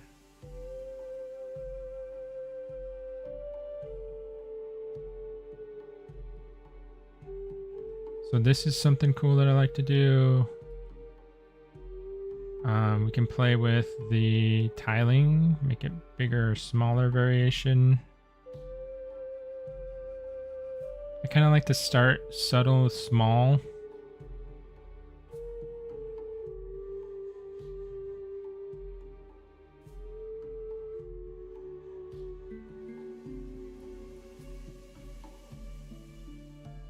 Then we can go even bigger. Let's see how it looks.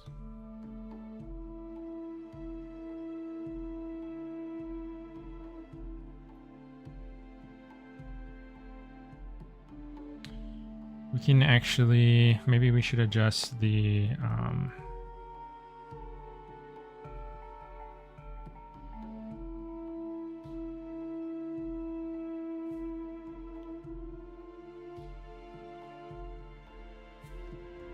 this is the mask itself. We can probably adjust the levels on this.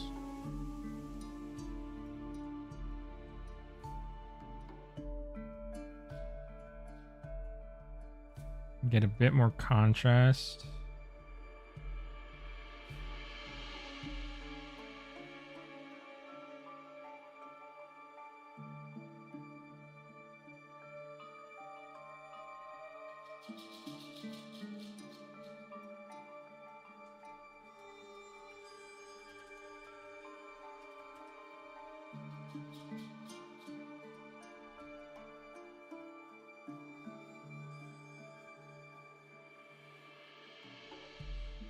So this is what I would consider like the base.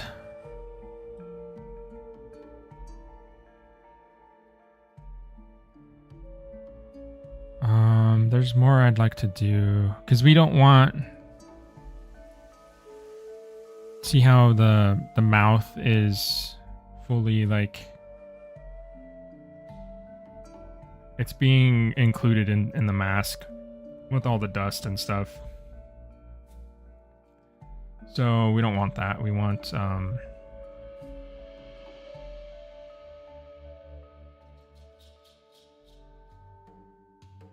it to be, you know, a mouth material, like something that's more glossy.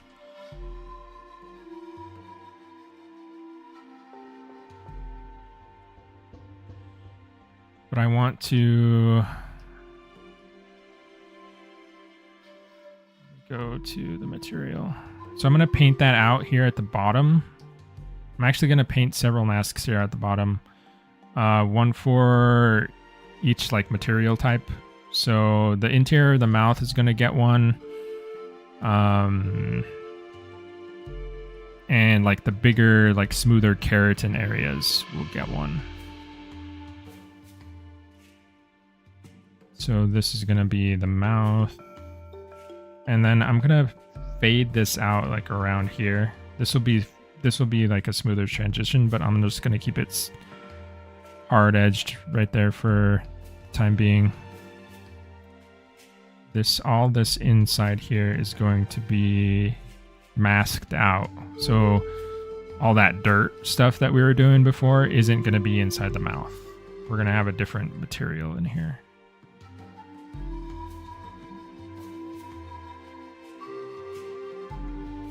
Something that's much more glossy. Not as glossy as like I would normally go, because crocodiles spend a lot of time with their mouths open.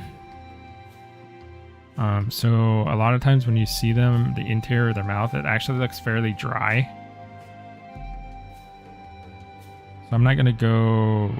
I'm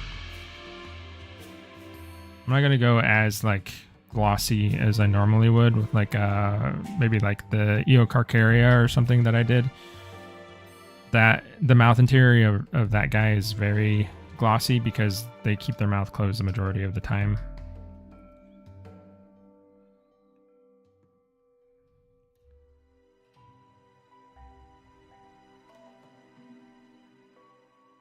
I'm just gonna get this blocked in. And then the other mask is going to be like the keratin. This guy's basically covered in keratin. He has, but like for specific areas, like the tops of these osteoderms, the tips of the claws are going to get their own like material. And I think that should be it.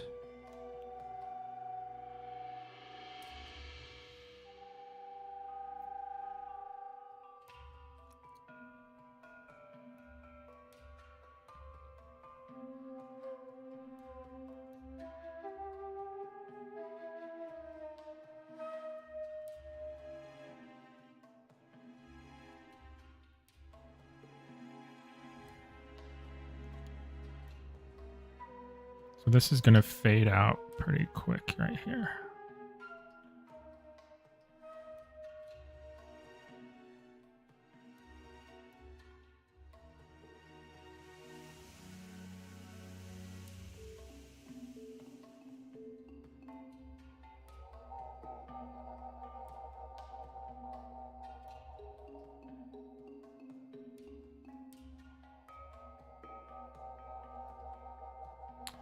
Hey Void, how's it going?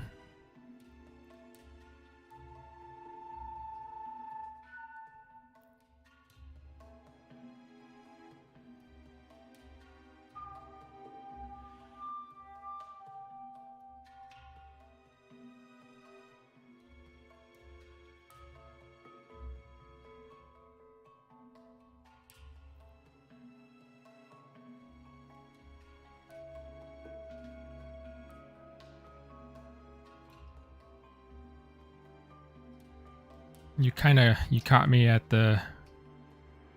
I've been on the struggle bus today.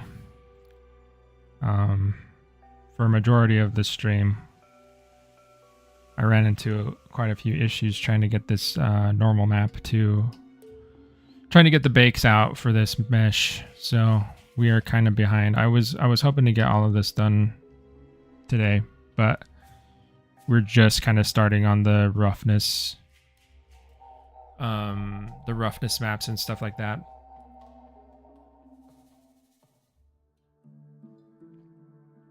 But it's all right, you know. We finally figured everything out and we're able to get going. So that's the important part. So this is going to be our mouth. Oh, it's auto-saving. He looks kind of cool. He looks pretty cool, just black like this. I like it. Mouth mask. We'll be more specific. Mouth interior. Okay. Yeah. I knew it was gonna happen. Like I knew I knew all of this part of texturing always takes a long time. But once it's started, then you're good to go. It's just setting it all up can be a pain. What else do we need? So, okay, so I have this painted in here, but it's not actually going to be like, I'm basically going to use it as a reference. So if you look at the base color, I mean, not the base color, the roughness. The roughness still hasn't changed. We have that mask in there, but the roughness still has not changed at all. What I'm going to do is I'm going to add a new fill. And then we're going to, this is going to be the mouth roughness.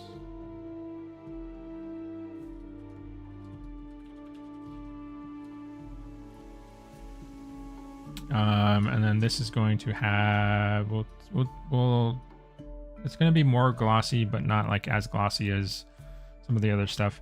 We'll add a mask here, add a black mask, add a fill.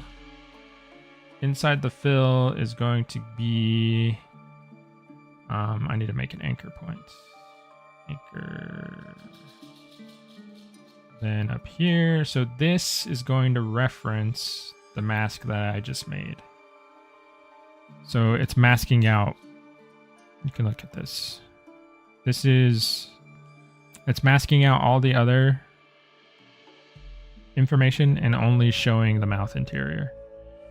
So that's why when we look at this, the mouth now has its own roughness versus the rest of the body. It's too flat at the moment. We need to add more variation in there, but you can see this is glossier than the surrounding part. You can see how that changes.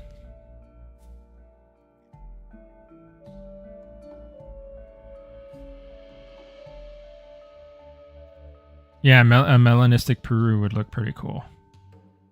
I do like the way it looks like super dark like this.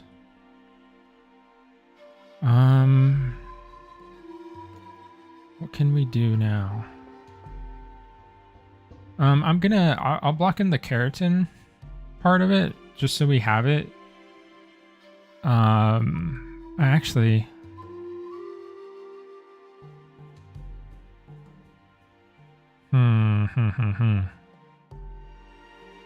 What do I want to do here? I might need... Let's double this up. We're going to double this up. So we're going to put these in a folder. This is the mouth interior. Because I do want to add that variation. Even if it's just a placeholder, I want to add the variation in here now. So this, we're going to make this material slightly rougher. Just slightly. And then on this mask, we'll come in here. We'll add another fill. And here is going to be our cavity mask. Or, yeah, curvature. Let me take a look.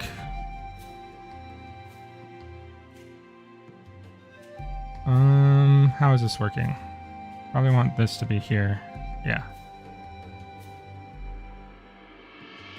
So, is that how I want it to work?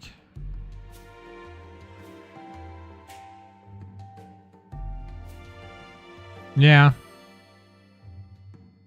I think it would be reverse of the exterior because the like lower little bits, like the creases of the mouth would hold on to the moisture more.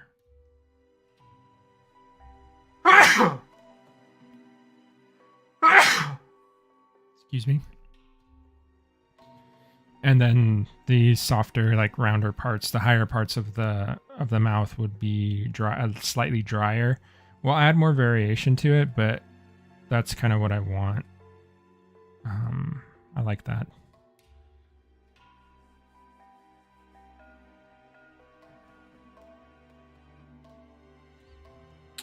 And then, so this is the mouth. This area handles the mouth. We'll make one more that will handle like the keratin bit. And I want that to be, what is the base? I want it to be not as glossy as the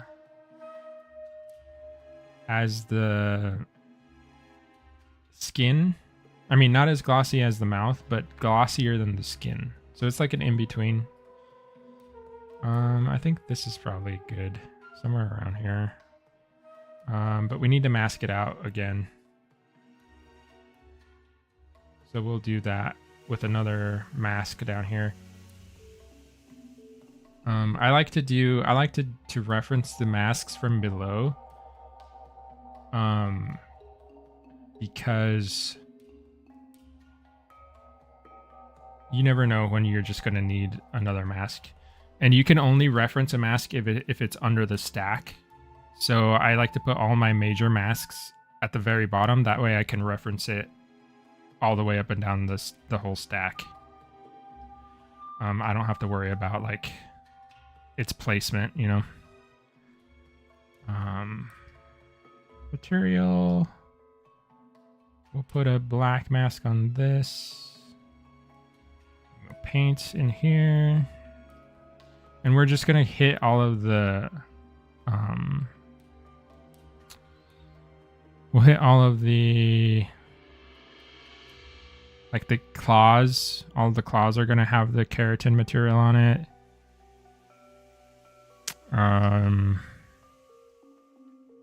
Probably the tips of the osteoderms on the neck and back are gonna have it. Anything that would be very like obviously made of like a hardened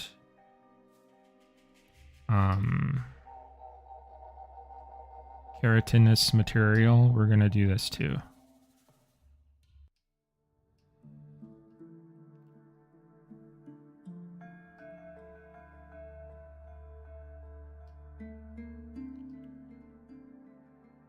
We'll just do it really fast. I would consider this a block in, so it's not going to be super refined. Has anyone ever touched a crocodile before? Touched a crocodile or an alligator?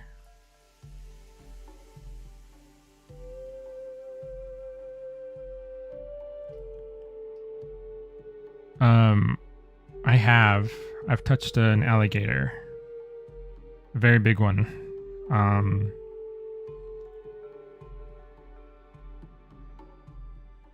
And it's really surprising how soft their skin is. Like you would think that they, from just the looks of it, that they would be like super armored, super hard feeling. It's definitely tough. Like, don't get me wrong. Like, you can tell that their skin can take a lot of abuse, but it's very soft. Like to the touch.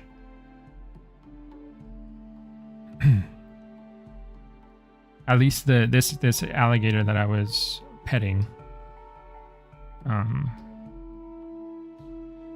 It was like along his flank, like this area of his torso. I got to pet him.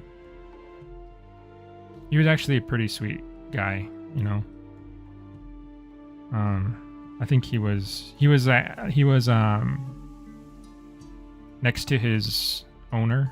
Or actually he was they had him in like this tub, and his owner was in the tub with him, and he was like laying on top of him. He was actually pretty cute. I think I was actually kind of worried for him because I was hoping he wasn't scared, because there was a lot of people around and they were being kind of loud. But he was very calm, like he wasn't moving or anything.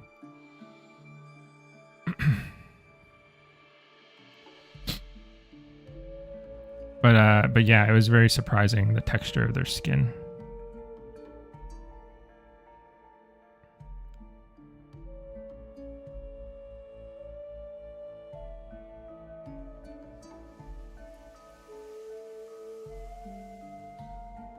I also got to pet a very large.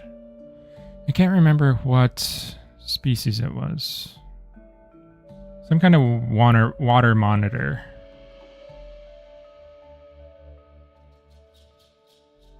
He was very cool. His skin was much more like what I expected it to feel like. It was much like coarser, more like dry, bumpier.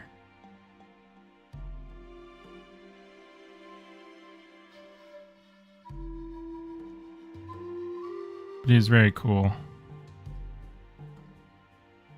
What color was it? It was like a very dark gray, very uniform dark gray. There was not a lot of color variation to it. He was very big. Well, big to me. He was like at least, I would say like, he's definitely over 1 meter long. Maybe like 1.5 meters. He was big.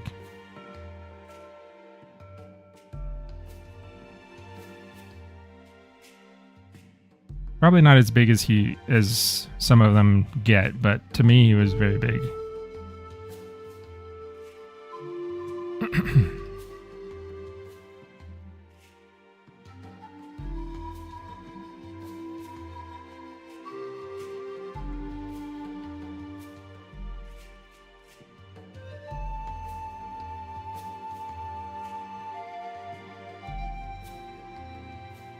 Maybe, yeah, maybe a desert monitor.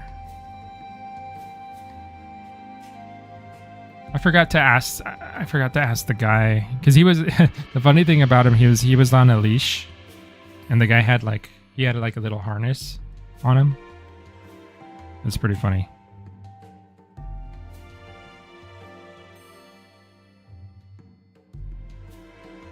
But he was in the lobby of this convention center, and the lobby had big windows. He was just in the window, kind of basking in the sun.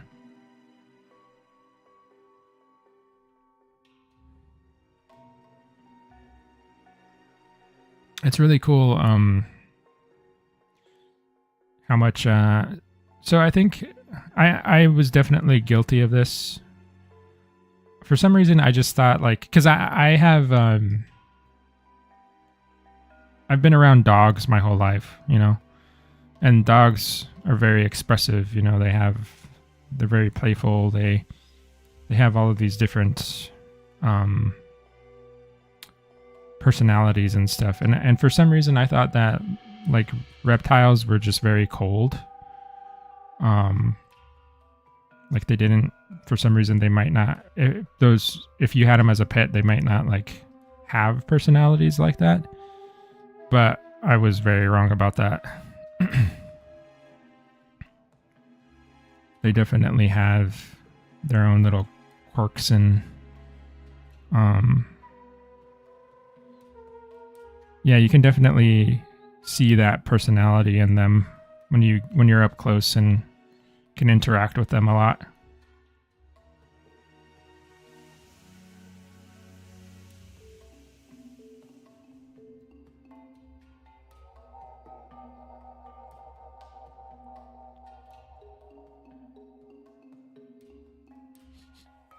Monitor lizard harness. Where do you get a monitor lizard harness? Is it just like a dog harness that you engineer to fit around your monitor?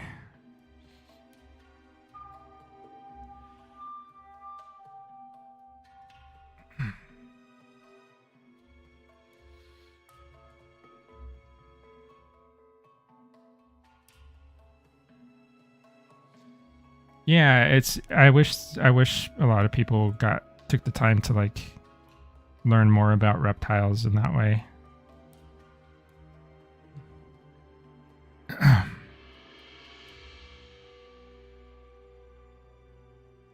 Because there were some that were definitely very like timid, that needed to like warm up to you. There were some that were just definitely, they were like totally cool, chill. Like they didn't care about anything. There were some that were very curious. Like they wanted to know what you were doing. Yeah, it really ran the whole spectrum of.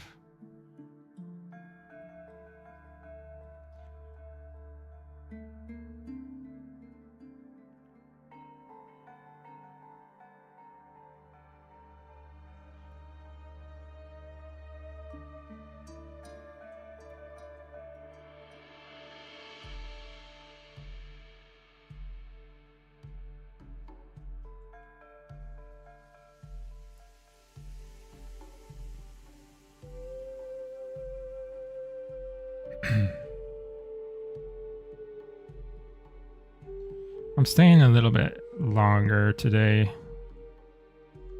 just because I feel kind of guilty that it took so long to get things going. I honestly thought I would have this together within like, I don't know, 30 minutes, but it took like majority of the stream.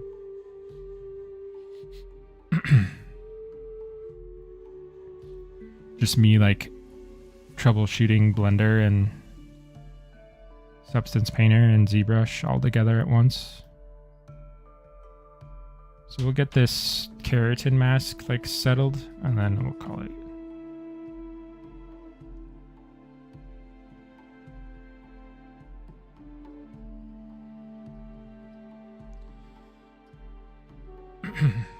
Nika, hi, how's it going?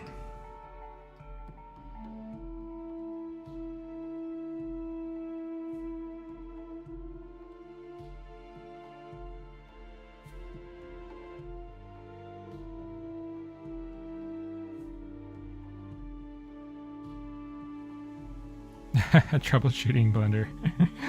Yeah.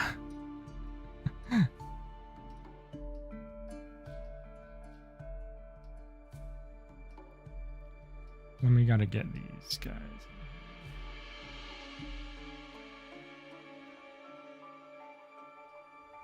Good, I hope you're having a good Saturday so far.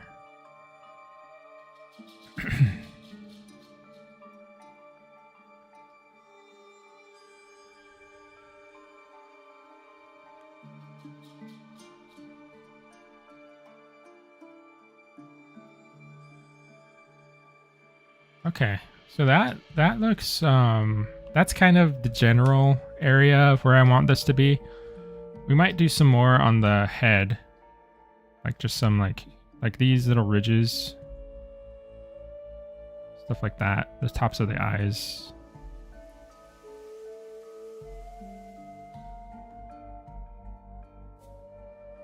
I might worry about this. I'll probably use like some sort of cavity detection to get that area figured out.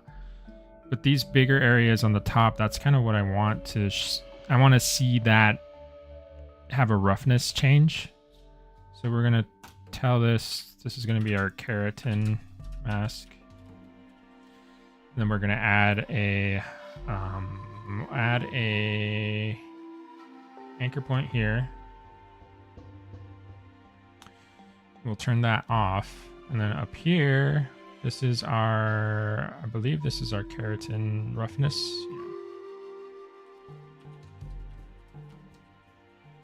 Keratin roughness, and then we want to add a black mask here. We will fill it, and then we gotta, this is our keratin mask that we just made. And it should be showing, so everything that's white should be revealed. So everything that's white should be a slightly different roughness. So if we go in here, you should see that reflected.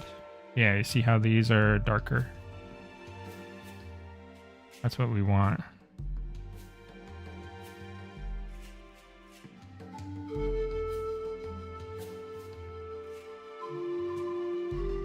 So it's starting to come together.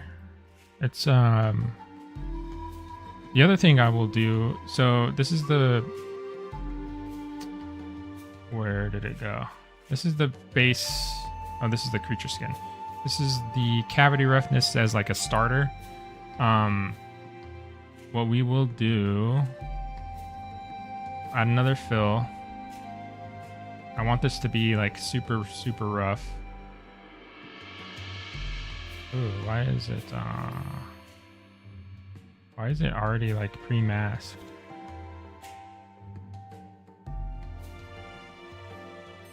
Oh, I know why. Because of this.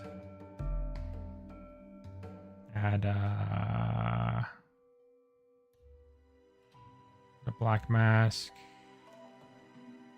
It's because of that.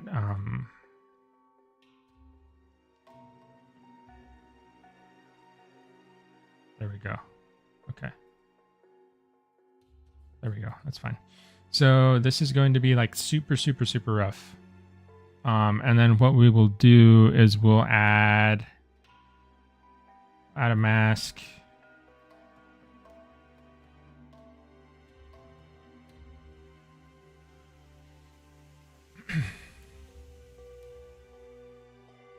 Yeah, me too, Void. I think it's going to look pretty cool. I think, you know, I'll definitely check out the what do they call it? The first testing of the game that they're trying to get out. But whenever the game launches, Puru is going to be probably my first animal to play as, I think.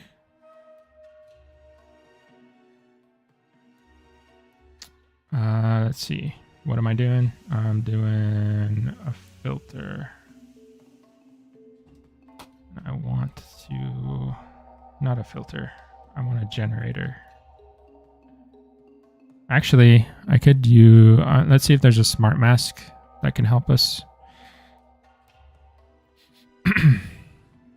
I just want a mask that settles on like surfaces.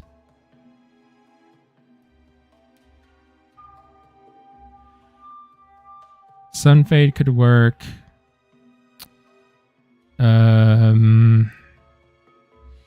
Dust surface could work. Dirt ground might work, but I could invert it. Let's see. Yeah, that could work, but I want to invert. Invert the mask. Yeah.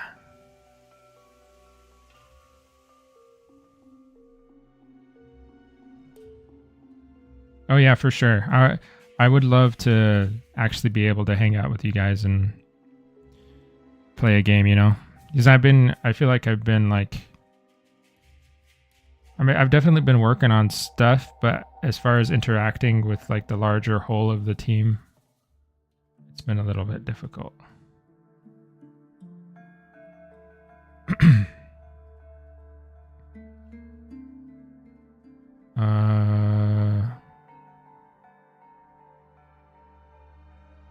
That's good. Like, I like that, but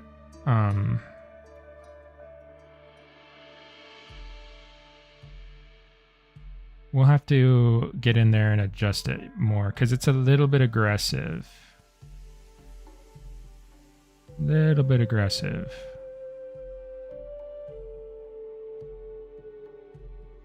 What I want this to feel like is like kind of dust that's settled from above. But I don't want it to feel like he's like been in a dust storm or something, you know? Like it needs to be there, but like subtle. Kind of more like generalized because we don't know.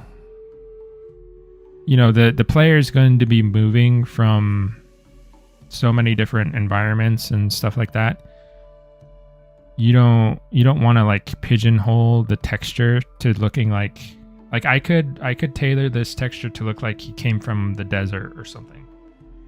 But you don't want to do that because the character might not always stay in a desert environment. It might be in someplace else. People are going to be moving all over the entire map with these characters, so I want it to be there, but not super specific to any region. So that's what the roughness map looks the way I want to. Is it reacting the way I want it to?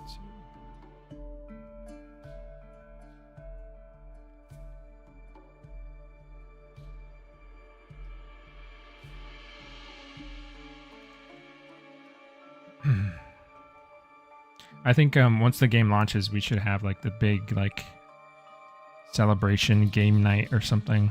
That'd be fun for the whole dev team.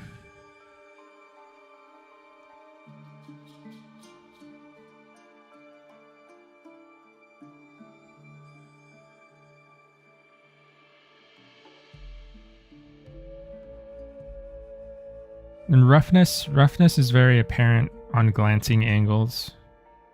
That's really where you're going to get a lot of the payoff of it.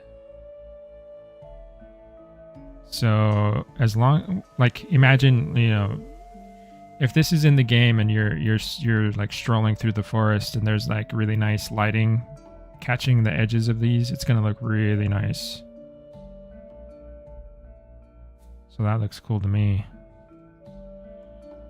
I'll keep working on it, you know.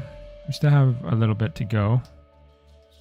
We'll get more specific. I really want this to look really nice, so we'll work on it a bit more. But yeah, guys, I think that's my time. Thank you all for hanging out with me today and witnessing my my struggles. And all this troubleshooting, but I'm glad we got this figured out and we're able to get moving. Finally getting started on the Purussaurus textures. Getting really close to being done with this guy, so thanks everyone. We'll probably get more far along with this part of it and maybe into the actual texturing of the skin pattern next week. So if you have time, you're welcome to join me next Saturday, same time, 9 a.m. PST. And I'll be working on some other stuff on Wednesday as well. I hope. I'm going to have to find like something to work on Wednesday because I think I'm close to being finished with the other things I'm doing. So we'll see. But just check out the Discord for any updates and yeah, come hang out if you can. Thanks everybody. Have a good weekend. See you next week.